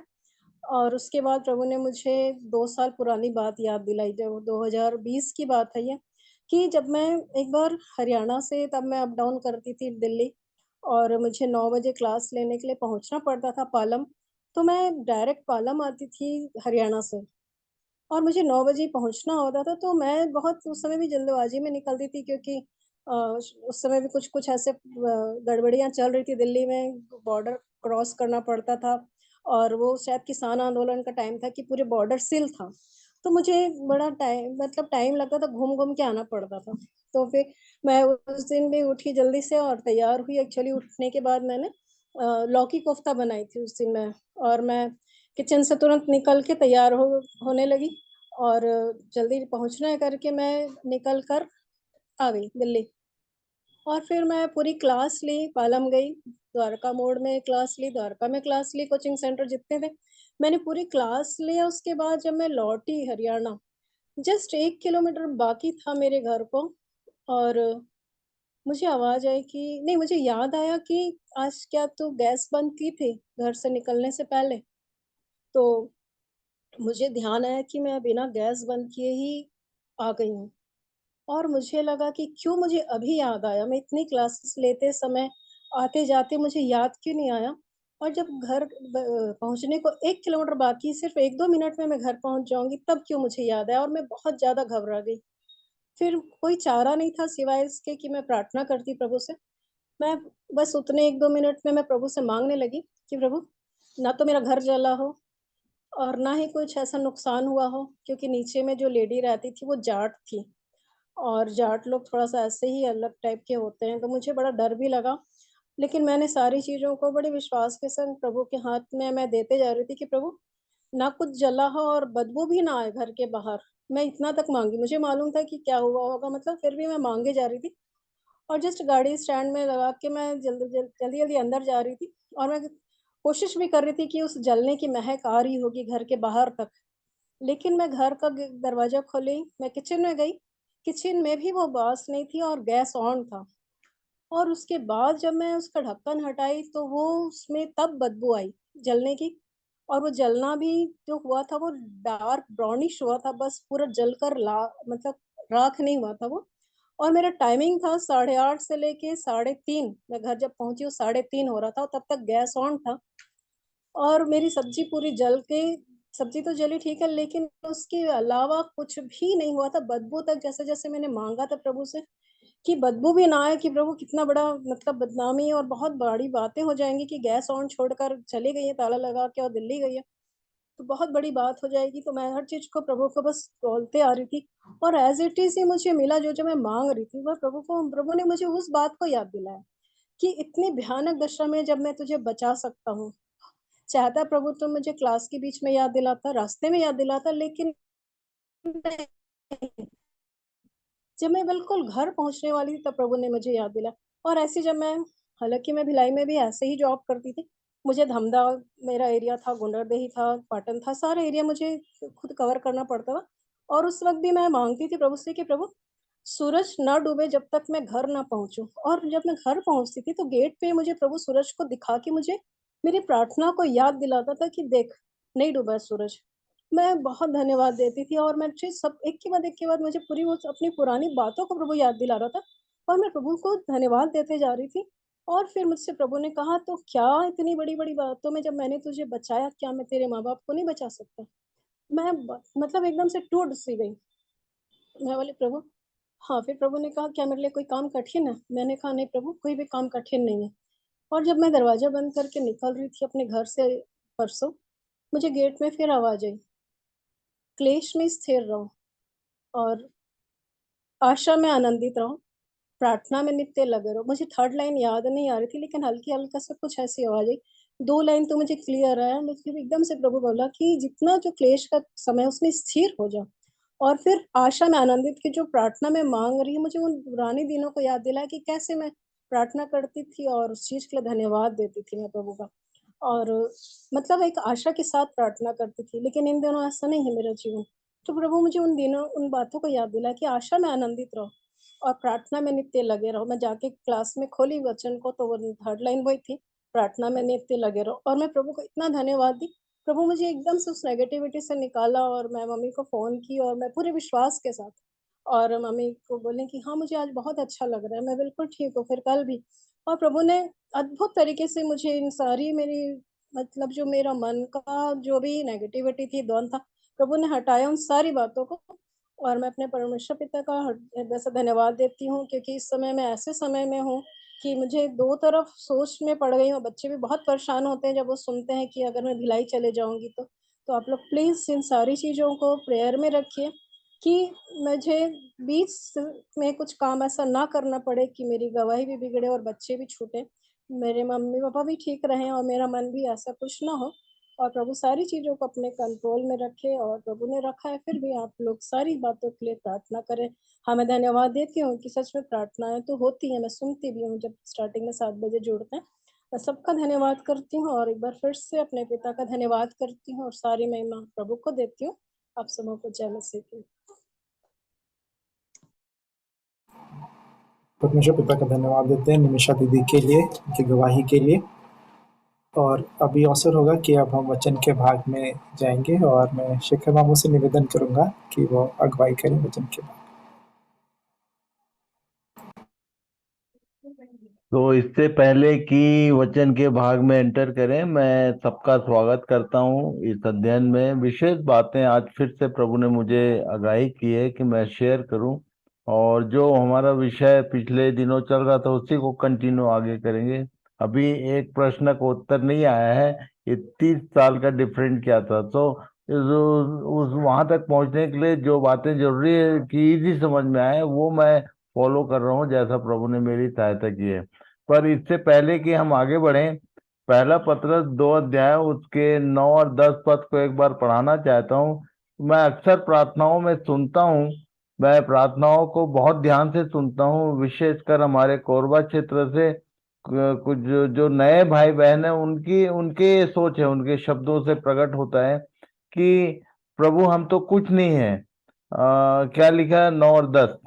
सबके लिए मैं बताना चाहता हूं कि डोंट से ये शब्द कभी काम में मत लाओ। जिन्होंने उसके लहू उस पर विश्वास किया, उसके लहू को अपने जीवन के लिए मांगा है, जो उसके लहू के दायरे में आ गए हैं, वो सब उसके विषय में डिक्लेरेशन है। पढ़िए पहला पत्रस 2 उसके 9 और 10 पद को एक बार पढ़ो ज्योति बेटा।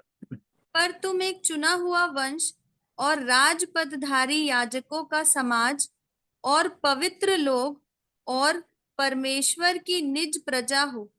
आगे आगे इसलिए कि जिसने तुम्हें अंधकार में से अपनी अद्भुत ज्योति में बुलाया है, उसके गुण प्रकट करो। आगे तुम पहले तो कुछ भी नहीं थे, पर अब परमेश्वर की प्रजा हो। तुम पर दया नहीं ये हुई। बोलता है पहले कुछ नहीं थे, ये यहाँ तक ठीक है, पर नाउ जब हमारा पिता वो जो सर्वशक्तिमान सबके ऊपर जो अद्वैत परमेश्वर, उसको जब आपने पिता कहा और वो हमको अपना बच्चा कहता है, तो तुम पहले कुछ भी नहीं थे, पर आप क्या? पर आगे अब परमेश्वर की प्रजा हो। तुम परमेश्वर की पर प्रजा हो बोलता है, ये पद मिला है हमको। हम साधारण लोग नहीं है। कभी मत बोलो कि मैं तो कुछ भी नहीं हूं। हम सब उस राजपद में शामिल हैं, जो जो स्वर्गीय राज्य आने वाला है, उसके हम लोग सारे लोग नागरिक हैं। आज उन्हीं विषयों में से कुछ बातों को और हम लोग ध्यान करेंगे।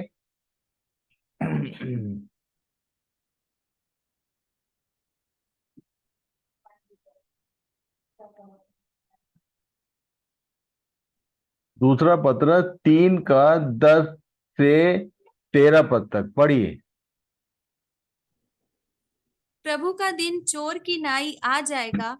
उस दिन आकाश बड़ी हड़हड़ाहट के शब्द से जाता रहेगा और तत्व बहुत ही तप्त होकर पिघल जाएंगे और पृथ्वी और उस पर के काम जल जाएंगे। तो जबकि ये सब वस्तुएं इसी रीति से पिघलने वाली है, तो तुम्हें पवित्र चाल चलन और भक्ति में कैसे मनुष्य होना चाहिए और परमेश्वर के उस दिन की बाट किस रीति से जोहना चाहिए और उसके जल्द आने के लिए कैसा यत्न करना चाहिए, जिसके कारण आकाश आग से पिघल जाएंगे और आकाश के गण बहुत ही तप्त होकर गल जाएंगे। तो ये पृथ्वी और उस पर के काम और आकाश ये सब जलने वाले हैं। इसके विषय में इसके आगे वाली लाइन बोलती है, क्या लिखा? पर उसकी प्रतिज्ञा के अनुसार हम एक नए आकाश और नई पृथ्वी की आस देखते हैं। ये प्रतिज्ञा है उसकी कि वो इस बिगड़ी हुई सृष्टि को, जिसको शैतान ने पूरा बर्बाद करके रखा, पहले बेडौल और सुनसान पड़ी थी, उसको परमेश्वर ने फिर से एक रंग रूप दिया और उसको हरा भरा बनाया। उसको फिर से शैतान ने दूषित कर रखा है। तो ये बोलता है कि हम एक नए आकाश और नई पृथ्वी की आस देखते हैं जिसमें धार्मिकता वास करेगी। और उसकी प्रतिज्ञा के अनुसार, उसकी प्रतिज्ञा इसके विषय में कहाँ पर है? पढ़िए। फिर मैंने नए आकाश और नई पृथ्वी को देखा, क्योंकि पहला आकाश और पहली पृथ्वी जाती रही थी। कैसे जाएगी? इसका वर्णन पतरस में लिखा, आग से ये पूरा जलने वाला है और समुद्र भी ना रहा। जब इतनी आग आएगी तो समुद्र बचेगा कैसे? पढ़िए, ये प्रतिज्ञा कहाँ किन शब्दों में किया उसने? पढ़िए। देखो, मैं नया आकाश और नई पृथ्वी उत्पन्न करने पर हूँ, और पहली बातें स्मरण न रहेगी और सोच विचार में भी ना आएगी। मतलब आज की जो दशा है वो याद भी नहीं आएगा, ऐसा कर दूंगा बोलता है। ऐसा कुछ नया करने वाला है। ये कहाँ लिखा है? ये होमवर्क रहेगा भाई, ये नहीं बताऊंगा मैं। आप लोग खोजिए। ये पुराने नियम में ये बात जो लिखी है, इसको पतरस ने कोट किया था कि उसकी प्रतिज्ञा है ये कहा था उसने, मैं नया आकाश और नई पृथ्वी उत्पन्न करने पर हूं। और सेम लाइन 2 बार लिखा। क्या लिखा? पढ़िए। जिस प्रकार नया आकाश और नई पृथ्वी जो मैं बनाने पर हूँ मेरे सम्मुख बनी रहेगी, उसी प्रकार तुम्हारा वंश और तुम्हारा नाम भी बना रहेगा। मतलब जिसको भी वो नया करता है वो बना रहेगा। यदि आपका नवीनीकरण नहीं हुआ है तो आप भी जला दिए जाएंगे, इसको याद रखना।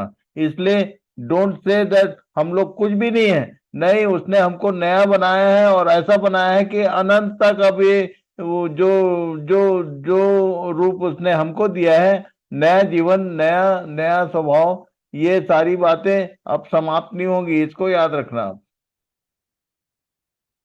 तो ये पृथ्वी जो है ये जला दी जाएगी। और उसके बाद पढ़ो भाई, अमन। And he carried me away in the spirit to a great high mountain and showed me the holy city Jerusalem. हाँ ज्योति बेटा, ये लाइन तुम हिंदी में पढ़ लो। जो प्रकाशित वाक्य 21 उसका 9 पद पढ़े हम लोग इंग्लिश में। 21 का 9। प्रकाशित वाक्य 21 उसका 9। फिर जिन 7 स्वर्गदूतों के पास 7 अंतिम विपत्तियों से भरे हुए 7 कटोरे थे, उनमें से एक मेरे पास आया और मेरे साथ बातें करके कहा, इधर आ, मैं तुझे दुल्हन अर्थात मेमने की पत्नी दिखाऊंगा। आगे। तब वह मुझे आत्मा में एक बड़े और ऊंचे पहाड़ पर ले गया। वो बोलता है कि आत्मा में एक बड़े और ऊंचे पहाड़ पर ले गया। एक दिन ऊंचाई के जीवन के विषय में हम लोग मनन कर रहे थे। बेला बहन का एक विटनेस आया था, उसके साथ हमने ध्यान करने का कोशिश किया था कि वो एक ऊंचे पहाड़ की बात करता है। यहाँ पर भी वो मेंशन किया हुआ। फिर से पढ़ना इस लाइन को। तब वो मुझे एक ऊंचे और पहाड़ पर ले गया और पवित्र नगर यरूशलेम को स्वर्ग से परमेश्वर के पास से उतरते दिखाया। ये लिखता है कि ये पवित्र नगर यरूशलेम जो है स्वर्ग से नीचे उतर रहा है। ये पवित्र नगर यरूशलेम, ये वहाँ क्या है, इन सब विषयों का हम लोग ध्यान करने वाले हैं। प्रार्थना पूर्वक इस अध्ययन में बने रहें। आज हम लोग कुछ और बातें ध्यान करेंगे कि क्या लिखा। पढ़ो भाई ये अमन। जी। And I saw a new heaven and a new earth, for the first heaven and the first earth were passed away, and there was no more sea. And I, John, saw the holy city, New Jerusalem, coming down from God out of heaven, prepared as a bride adorned for her husband. ये प्रकाशित वाक्य 21 का एक पद है, हम लोग जिसको पढ़े अभी। ये पढ़ लो एक बार ज्योति जी। फिर मैंने नए आकाश और नई पृथ्वी को देखा, क्योंकि पहला आकाश और पहली पृथ्वी जाती रही थी और समुद्र भी ना रहा। आज मैं इसी विषय में कुछ बात बताने वाला हूं। पढ़िए इफिसी 1 का 9 और 10 पढ़िए। उसने अपनी इच्छा का भेद उस सुमति के अनुसार हमें बताया, जिसे उसने अपने आप में ठान लिया था कि समयों के पूरे होने का ऐसा प्रबंध हो कि जो कुछ स्वर्ग में है और जो कुछ पृथ्वी पर है, सब कुछ वह मसीह में एकत्र करे। मैंने पिछले दिनों में इस वचन को पढ़ा के बोला था कि इसको थोड़ा समझने का प्रयास करना, होमवर्क करना, कि जो कुछ स्वर्ग में है और जो कुछ पृथ्वी पे है, क्या बोलना चाहता है, क्या चीज को इकट्ठा करने वाला है। तो इसके विषय में आज मैं कुछ बात बता दूं आपको। ये प्रेरितों काम 7 उसके 49 में क्या लिखा, और ये सेम लाइन ये प्रभु कहता है ये करके शुरू किया, तो ये लिखा है यशायाह 66 के 1 में, एक्चुअल उसी को कोट किया यहाँ प्रेरितों काम में। पढ़ लो। प्रभु कहता है, स्वर्ग मेरा सिंहासन और पृथ्वी मेरे पांव तले की पीढ़ी है। तो ये एक्चुअल में जो कंस्ट्रक्शन था वो लिखता है कि स्वर्ग मेरा सिंहासन और पृथ्वी मेरे पांव की चौकी। ये कहने का मतलब ये एक ही चीज है। जैसे आप किसी चेयर में बैठते हैं तो ये जो सीटिंग है और उसके बाद नीचे जहां पैर है, ये दोनों अलग अलग कैसे होगा। इसी विषय को बोल रहा है कि इसको अलग अलग करना पड़ा था उत्पत्ति 1 अध्याय में। और उसके बाद यहाँ बोल रहा है कि हम लोग अक्सर मैं प्रार्थनाओं में सुनता है, इसको कोट करते हैं हम लोग कि ये स्वर्ग उसका सिंहासन और पृथ्वी पर उसके पांव की चौकी। पर इसको पता नहीं कितने लोग समझते हैं। इसको आज हम लोग समझने का प्रयास करेंगे। पढ़िए। न्यू हेवन न्यू अर्थ, रेवलेशन चैप्टर 21-22। ये 21 और 22 अध्याय को आज पढ़ लेना सोने के पहले सब लोग। तो उसकी कुछ बातें आज मैं शेयर कर रहा हूँ। पढ़िए। First point, detailed description of the city chapter 21 versus 12 to 21। ठीक है, उस शहर के बारे में जो आने वाला है नई सृष्टि के रूप में, वो उसके विषय में डिटेल है। और आगे क्या लिखा? The materials of the city chapter 21 versus 18 to 21। ये wall of jasper, city of pure gold like clear glass, 12 foundation stones adorned with 12 precious stones, 12 gates, each gate was a separate pearl, street of pure gold like transparent glass। तो बहुत सारे pearls और gold और ये सब का वर्णन 21 अध्याय में उस नगर के बारे में। ये सब कई बार हम लोग पढ़ते हैं पर हमारे अंदर जाता नहीं कि बोलना क्या चाहते हैं। आज मैं आपको बताना चाहता हूँ। पढ़िए। जब ये यहेजकेल 28 उसके 12 और 13 पद को पढ़िए। ये जब अदन की बारी का वर्णन करता है, जब प्रारंभिक जो पहली रचना थी स्वर्गदूतों की, उसमें वो सारे जो मणि है, वहां जो जिन मणियों का नाम है सेम यहाँ मेंशन किया हुआ। पढ़िए। तू परमेश्वर की एदेन नाम बारी में था, तेरे पास आभूषण, माणिक्य, पद्यराग, हीरा, फिरोजा, सुलेमानी मणि, यशब, नीलमणि, मरकद और लाल सब भांति के मणि और सोने के पहरावे थे। तेरे डफ और बांसुलियां तुझी में बनाई गई थी। जिस दिन तू सिरजा गया था उस दिन वे भी तैयार की गई थी। तू छाने वाला अभिषेक का रूप था। मैंने तुझे ऐसा ठहराया कि तू परमेश्वर के पवित्र पर्वत पर रहता था। तू आग सरीखे चमकने वाले मणियों के बीच चलता फिरता था। इसका मतलब मैं समझा दूं आपको कि वो जो पहली उत्पत्ति 1 का 2 पद के पहले वाली जो रचना थी वो मणियों से भरी हुई थी। और तब शैतान ने अपने पूरी शक्ति से इस पृथ्वी को जो मणियों और ये चमकने वाली मणियों से भरी हुई थी, उसको रौंद दिया, उसको मिट्टी में कन्वर्ट किया था। और तब परमेश्वर फिर से जो नई सृष्टि बनाने वाला है वो बिल्कुल सेम होगा जैसे पहले था। तो वो अपने उस सृष्टि को रिस्टोर करने जा रहा है, उसका मेन प्लान ये है।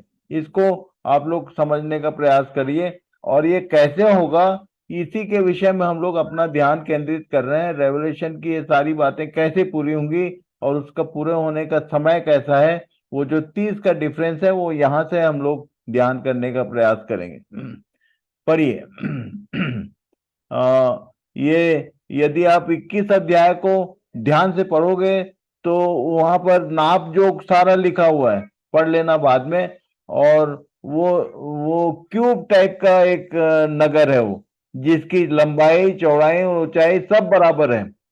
1200 फरलांग बोलते हैं, तो वहां लिखा हुआ है। मैंने उसको खोजने का कोशिश किया, लगभग 1500 माइल उसकी लंबाई है, उसकी चौड़ाई है, उसकी ऊंचाई है। इस पृथ्वी पर से ऊपर यदि जाएंगे आप, कितने किलोमीटर तक वायुमंडल है अमन? 12 किलोमीटर लगभग कितना होगा? 12 किलोमीटर लगभग 12 किलोमीटर। ओके, जितने जितने जो पढ़े लिखे लोग हैं तुम समझ लो, और जो कम पढ़े लिखे हैं वो भी समझ लो कि ये जो परमेश्वर की वो जो क्या, स्वर्ग तेरा सिंहासन और पृथ्वी तेरे पांव की चौकी, उसके बीच का डिफरेंस ये है 1500 मील लगभग। 1200 फरलांग बोलने से किलोमीटर कितना होगा उसको ध्यान करना आप लोग। 1500 माइल बोलने से लगभग 2000 किलोमीटर। मैं याद आता है मुझे, जब मैं कोरबा से बाय रोड पुणे आया था, तो बाय रोड ये डिस्टेंस था 1400 किलोमीटर।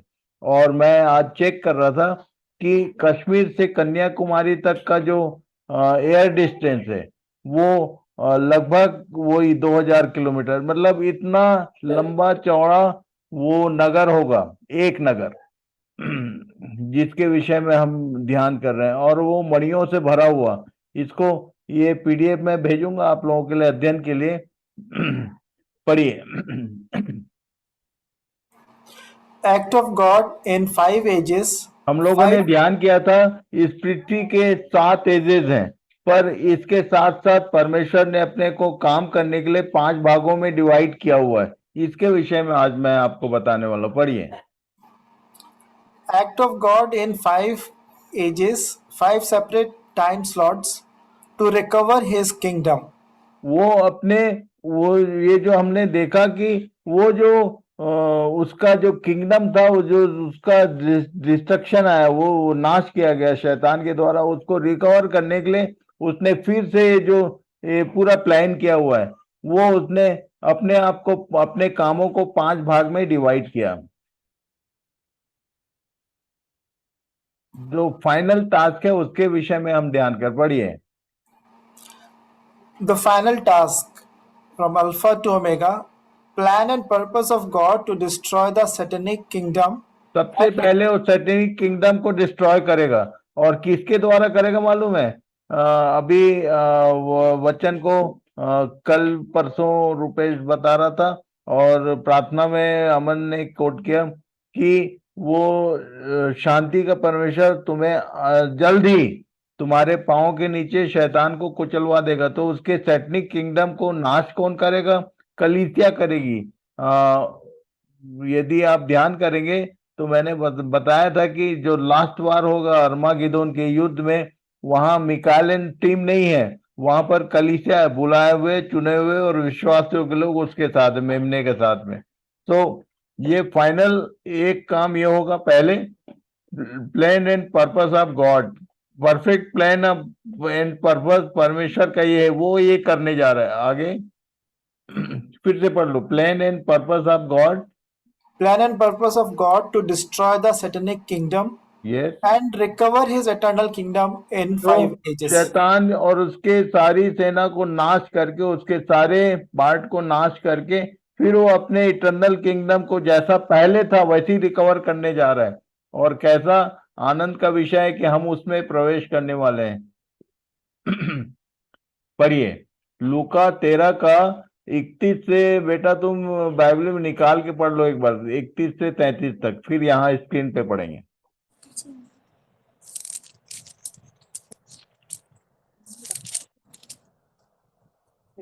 लूका 13 उसके 31 पद से 33 पद तक।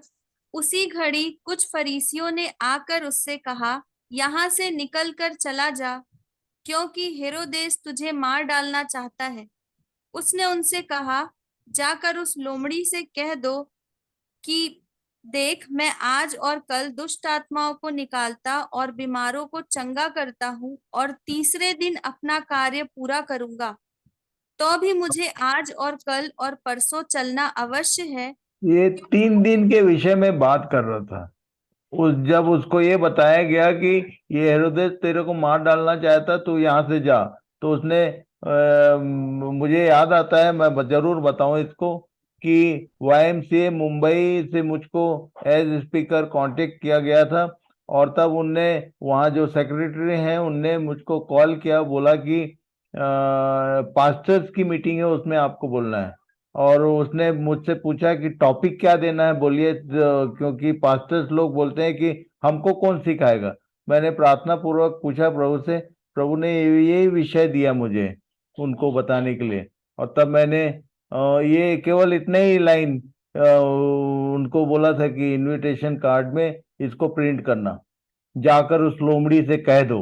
मैंने जब ये कहा तो बॉम्बे के सारे पास्टर्स उस विषय को सुनने के लिए आए कि ये कैसा डायलॉग है, ये तो मुंबई का इंडस्ट्रियल डायलॉग है, जैसे फिल्मी लैंग्वेज यूज कर दिया यीशु ने यहाँ पर, जाके उस लोमड़ी से कह दो। तो ये बहुत इंटरेस्टिंग था उनके लिए, आज हम लोग के लिए भी इंटरेस्टिंग होगा। फिर से पढ़ लो एक बार जी। फिर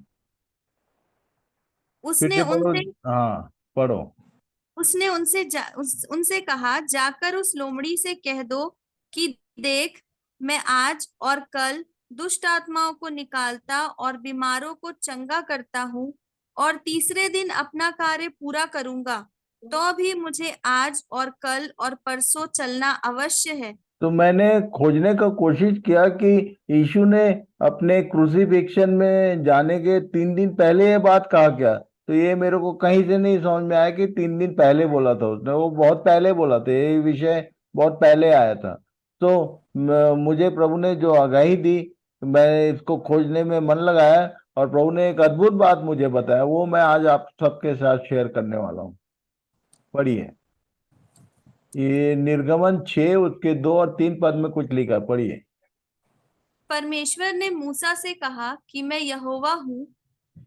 मैं सर्वशक्तिमान ईश्वर के नाम से इब्राहिम, इसहाक और याकूब को दर्शन देता था, परंतु यहोवा के नाम से मैं उन पर प्रकट ना हुआ। इन लाइनों से प्रभु ने मुझको बताया कि इब्राहिम और इसहाक और याकूब, ये जो उत्पत्ति के जितने जो मेन हीरो, मेन कैरेक्टर्स हैं, ये यहोवा के नाम से मुझको जानते ही नहीं थे, क्योंकि यहोवा के नाम से मैं प्रकट नहीं हुआ। मैंने उसको ध्यान किया कि यहोवा शब्द तो उत्पत्ति में बहुत बार है, पर तब मुझे प्रभु ने बताया कि बेटा, उत्पत्ति का लिखने वाला इनमें से कोई होता तो यहोवा शब्द उसमें होता ही नहीं, क्योंकि ये लोग जानते ही नहीं थे मुझे यहोवा के रूप में। ये यहोवा के रूप में किसको दर्शन दिया था? मूसा को दर्शन दिया था। उसने मूसा से कहा कि मैं यहोवा हूँ, और तो उनको मैं सर्वशक्तिमान ईश्वर के नाम से दर्शन देता था, पर यहोवा के रूप में तेरे पास आया हूँ। तो मैं बताना चाहता हूँ कि परमेश्वर ने जो उत्पत्ति की पुस्तक में जो परमेश्वर है जिसने सृष्टि की, वो एक्चुअली में इंग्लिश में भी पढ़ लो अमन। And God said to Moses, I am Yahweh, the Lord.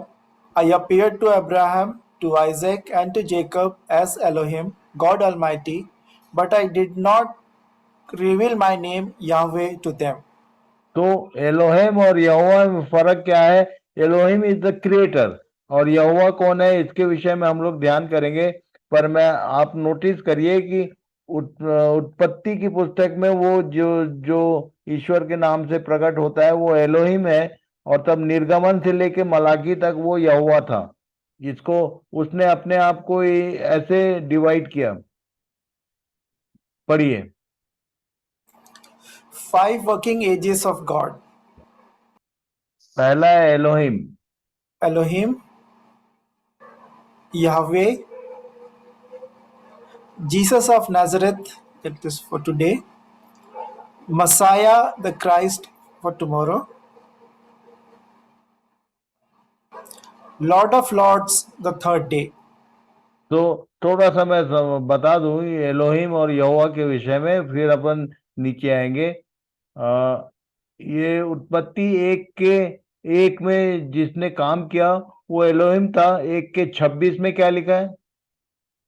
बेटा पढ़ो ज्योति। जी, उत्पत्ति 1 उसका 26। 26 पद।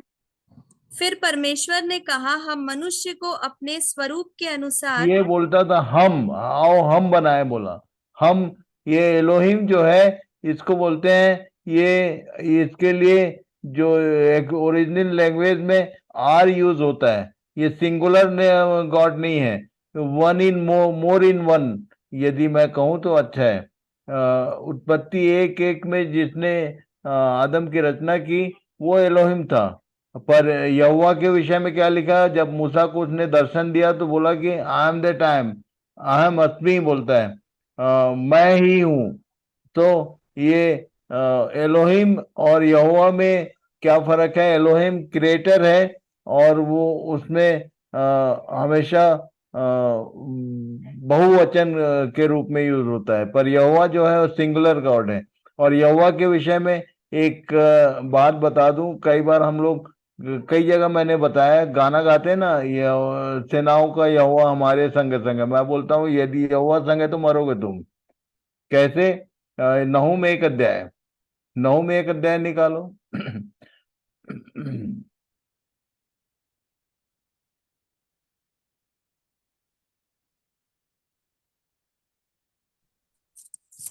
नहूम 1 का 2 से पढ़ लो, 2, 3, 4। जी हाँ।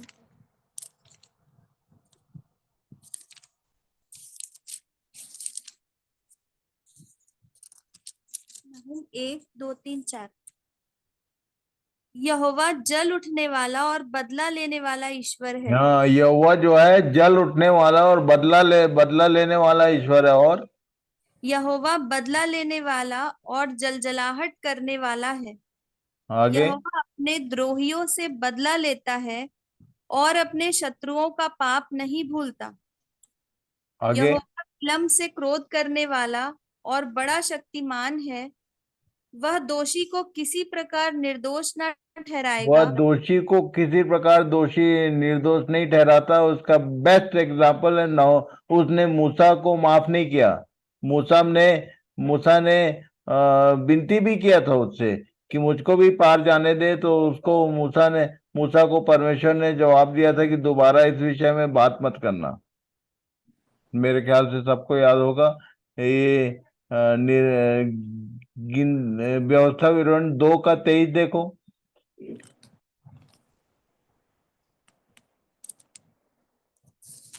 व्यवस्था विवरण 2 उसका 23। वैसा ही अव्वियों को जो अज्जा नगर। रुको 3:23 देखो।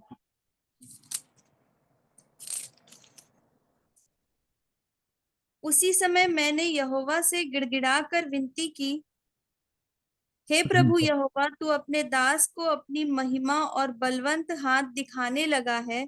स्वर्ग में और पृथ्वी पर ऐसा कौन देवता है जो तेरे से काम और पराक्रम के कर्म कर सके? इसलिए मुझे पार जाने दे कि यरदन पार के उस उत्तम देश को, अर्थात उस उत्तम पहाड़ और लबानोन को भी देखने पाऊं। परंतु यहोवा तुम्हारे कारण मुझसे रुष्ट हो गया और मेरी ना सुनी। किंतु यहोवा ने मुझसे कहा, बस कर, इस विषय में फिर कभी मुझसे बातें ना करना। क्या भूल हुई थी इससे? जरूर उस विषय को आप लोग पढ़ लेना। गिनती 20-22 अध्याय में है कि हुआ क्या था। और तब परमेश्वर ने इससे बोला कि इस विषय में दोबारा तू बोलना ही मत, प्रार्थना मत करना, तू नहीं जाएगा वहां, नहीं जाने दिया उसको। बैरियों का वो दोषी को निर्दोष नहीं ठहराता। उसके यहोवा के डिक्शनरी में क्षमा नहीं है, याद रखना। बहुत ध्यान से पढ़ना आप। यहोवा और एलोहिम में ये फर्क है।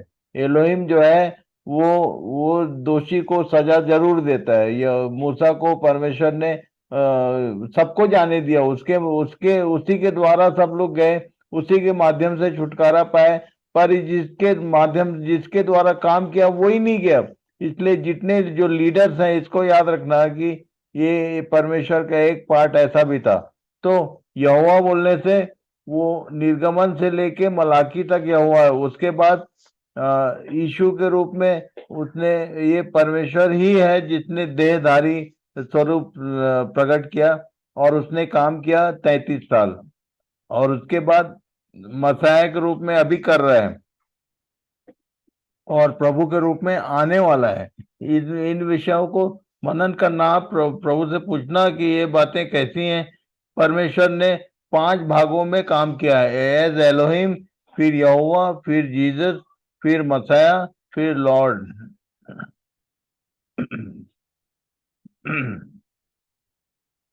ये यीशु में किसका पिक्चर था? लूका 9 का 55 पढ़ लो। अब आप लोग डिसाइड करो कि एलोहिम का देह धारण था या यहोवा का। पढ़िए। उसका 55, परंतु उसने फिर कर उन्हें डांटा और कहा, तुम रुको, नहीं उसके 52 से पढ़ लो। जी। हुआ क्या था? उसने अपने आगे दूत भेजे, वे सामरियों के एक गांव में गए कि उसके लिए जगह तैयार करे, परंतु उन लोगों ने उसे उतरने न दिया, क्योंकि वह यरूशलेम जा रहा था। यह देखकर उसके चेले याकूब और यूहन्ना ने कहा, हे प्रभु, क्या तू चाहता है कि हम आज्ञा दे कि आकाश से आग गिरकर उन्हें भस्म कर दे? ये आकाश से आग गिराने का काम किसका था? एलोहिम का कि यहोवा का? इसको मिलाना आप लोग। यहोवा के कार्यकाल में आकाश से आग गिर के सदोम और अमोरा को और कहाँ विनाश किया। पढ़ते जाइए, पढ़िए आगे। परंतु उसने फिर कर उन्हें डांटा और कहा, तुम नहीं जानते कि तुम कैसी आत्मा के हो, क्योंकि मनुष्य का पुत्र लोगों के प्राणों का नाश करने नहीं वरन बचाने के लिए आया है। और वे किसी और एक बात, जीसस के ये यीशु का जो पिक्चर था वो ऐसा था कि वो खुद भी बचाने के लिए आया था और चेलों को उसने डांट लगाया, तुम कैसी आत्मा के लोग हो, आग गिराने की बात कर रहे।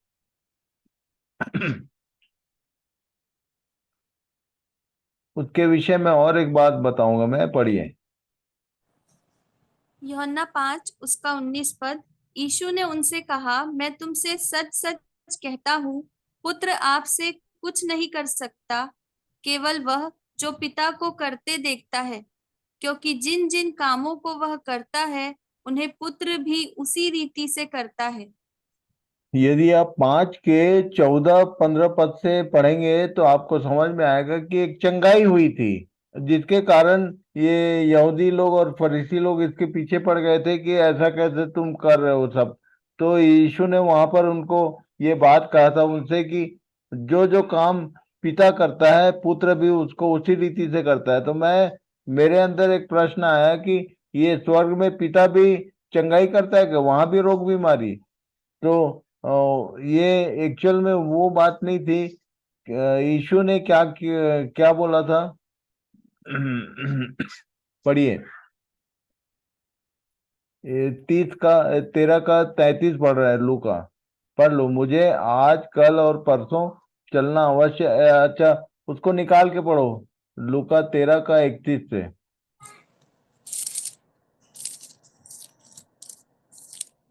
लूका 13 उसके 31 पद से।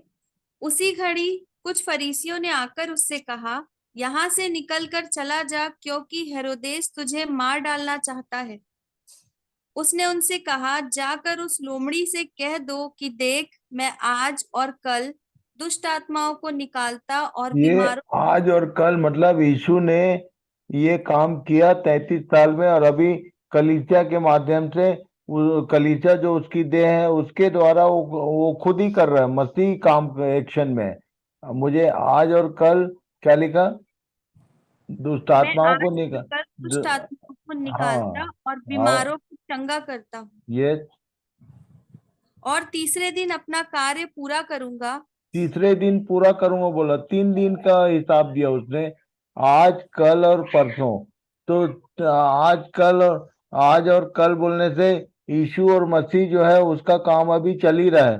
और जब नेक्स्ट डे आएगा, तीसरा दिन जो विश्राम का दिन कहते हैं हम, उस दिन कार्य को पूरा करूंगा बोला। कार्य पूरा करने का मतलब कि वो जो जो परमेश्वर की सृष्टि जो जिसको जला के उसने रिनोवेट किया, वो उसको फिर से नया करने का काम उसके बाद करेगा। 1000 वर्षीय साल का वर्णन यदि आप प्रकाशित वाक्य 20 अध्याय और उसके 1 पद से पढ़ लो, उसका वर्णन वहां पर है।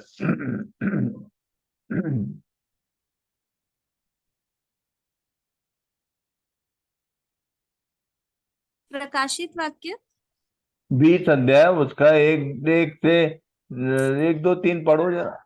जी। फिर मैंने एक स्वर्गदूत को स्वर्ग से उतरते देखा, जिसके हाथ में अथाह कुंड की कुंजी और एक बड़ी जंजीर थी।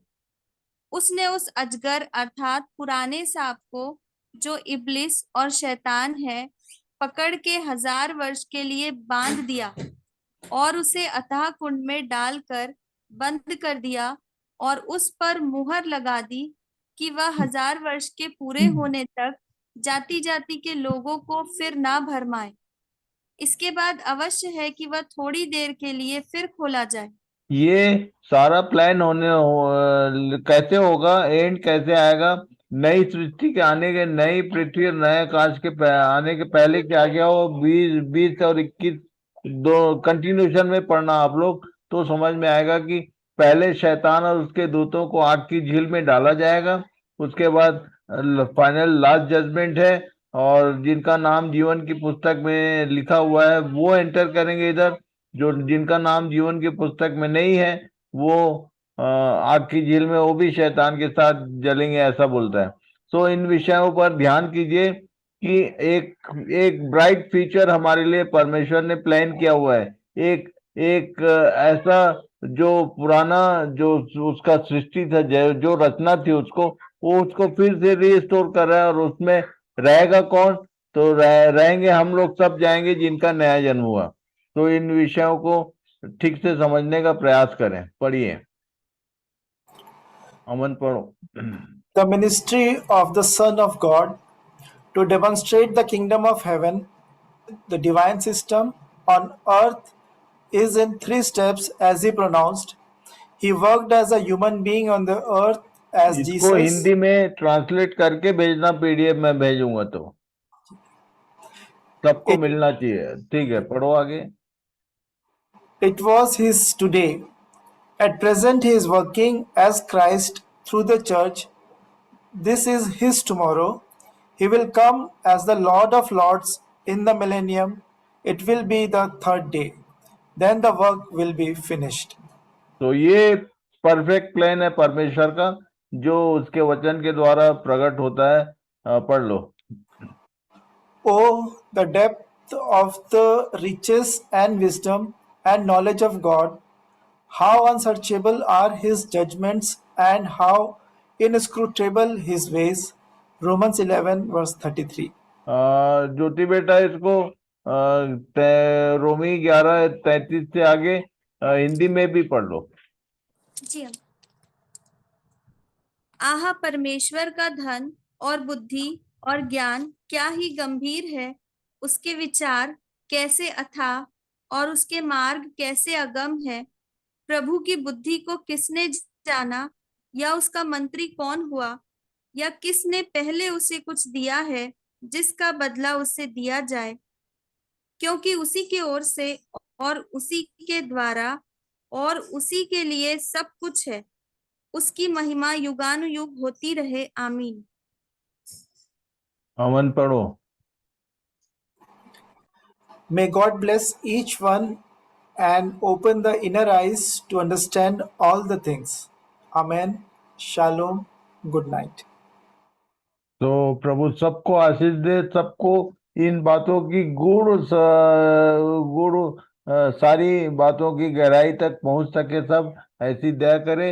ये परमेश्वर की इच्छा है कि हम में होकर ये सारी बातें जहां जहां भी हम हैं सबके माध्यम से दूसरों तक जा सके। ये सारी चीजें मिस्ट्रीज छिपी हुई हैं, लोगों को मालूम नहीं है। ये बातें आपको केवल इसलिए बताई जा रही कि आप इन सब बातों को सब जगह जहां भी बनता है शेयर करो, सब जगह फैलाओ, सब जगह इन बातों की जानकारी दीजिए, ठीक ठीक अध्ययन कराइए। तो प्रभु सबको आशीष दे, सबको अच्छी समझ प्रदान करे, यही मेरी प्रार्थना और विनती है। Thank you.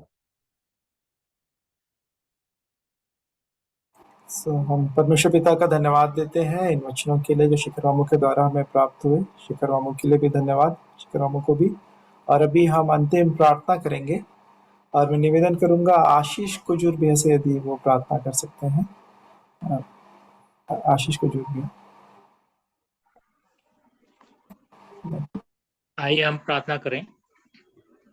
धन्यवाद धन्यवाद धन्यवाद जीवित सामर्थी पिता परमेश्वर, एक बार फिर से हम आपका धन्यवाद देते हैं। धन्यवाद देते प्रभु, उस योजना में होकर प्रभु आप हमारे को प्रभु आशीषित करते हैं। और हम धन्यवाद देते हैं प्रभु, जो भेद प्रभु आपकी ओर से प्रभु कलीसिया के द्वारा, आपके दास भक्तों के द्वारा प्रभु लोगों पर प्रकट किया जाता है, ये आपकी बड़ी दया है प्रभु। और आपने हमें चुना कि प्रभु उन बातों को हम जाने जो प्रभु मनुष्य के चित्त में और मनुष्य के बुद्धि में नहीं आई। वे ही बातें हैं जो प्रभु आप अपने प्रेम करने वालों के लिए तैयार करिए। हम आपका धन्यवाद धन्यवाद धन्यवाद देते हैं। और आप चाहते हैं इन बातों के साथ प्रभु हम आपकी बाट जोते हुए पाए जाएं, और इन बातों के साथ प्रभु हम आपकी महिमा करें।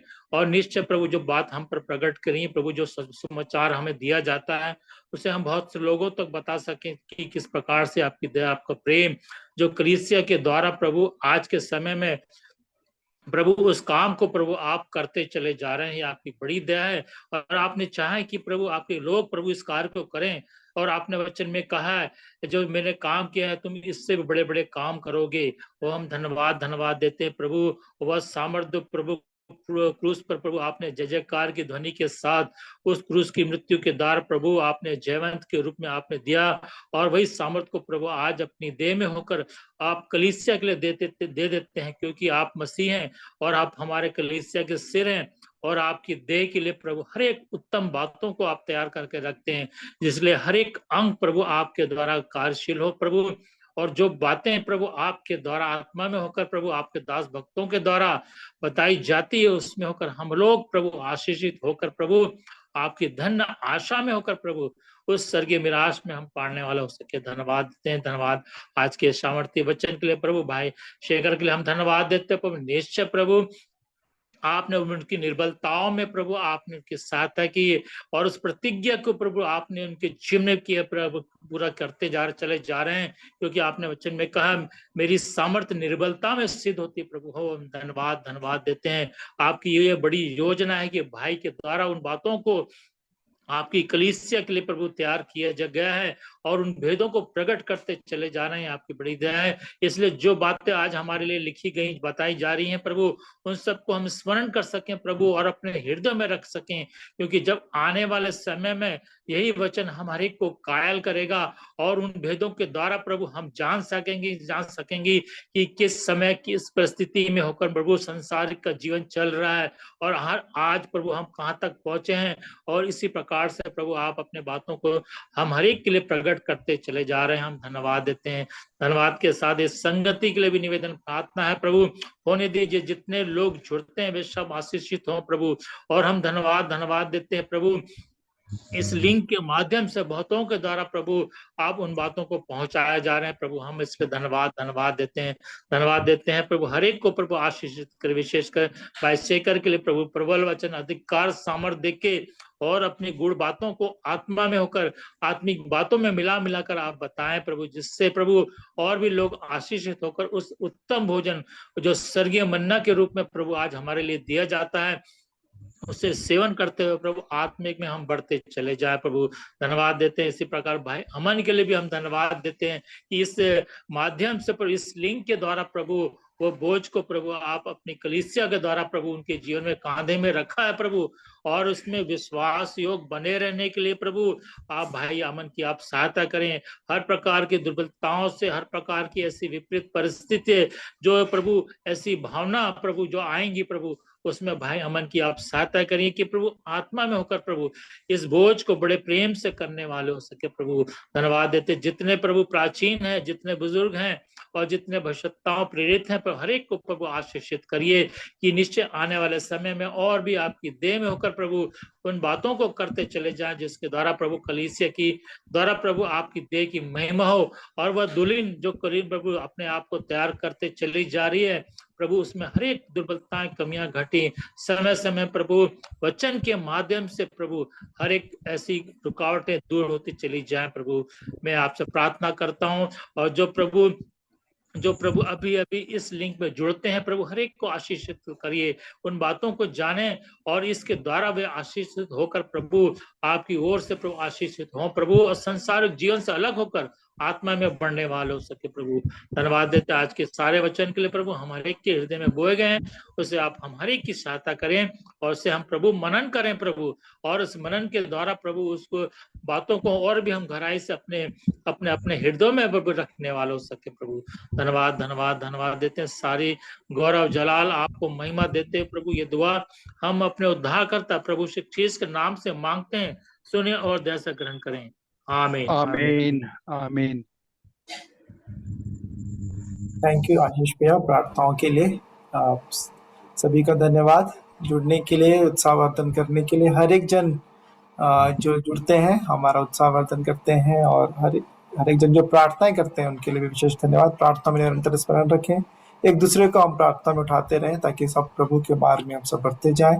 और जो प्रार्थना, एक विचार आ रहा था मेरे पास जब भैया प्रार्थना कर रहे थे, जब हमको राज्य करना है तो 1000 वर्षीय राज्य करने के लिए तो प्रैक्टिस अभी से करना पड़ेगा। जैसे डेविड अंकल भी कहते थे कि स्वर्गीय जीवन अभी जीना है, और जो हरमगीदोन का जो युद्ध है वो भी अभी जयवंत होना है। प्रैक्टिस में लगे रहें, और ताकि राज्य भी करने पाए मसीह के साथ, प्रभु के साथ। सो प्रभु हम सबकी सहायता करें। हम कल प्रभु के दयानुग्रह में फिर से जुड़ेंगे। आप सभी आमंत्रित हैं। शाम 7 बजे से प्रार्थना का समय है, 7:30 से संगति का। आप आमंत्रित हैं, दूसरों को भी आप आमंत्रित कर सकते हैं। गवाहियों के साथ, वचन के प्रकाशन के साथ हम सब जुड़े ताकि हम सब आशीषित हों और प्रभु के मार्ग में बढ़ते जाएं। Thank you. Shalom, good night, जय मसीह की। Shalom, good night, shalom shalom, जय मसीह। जय मसीह।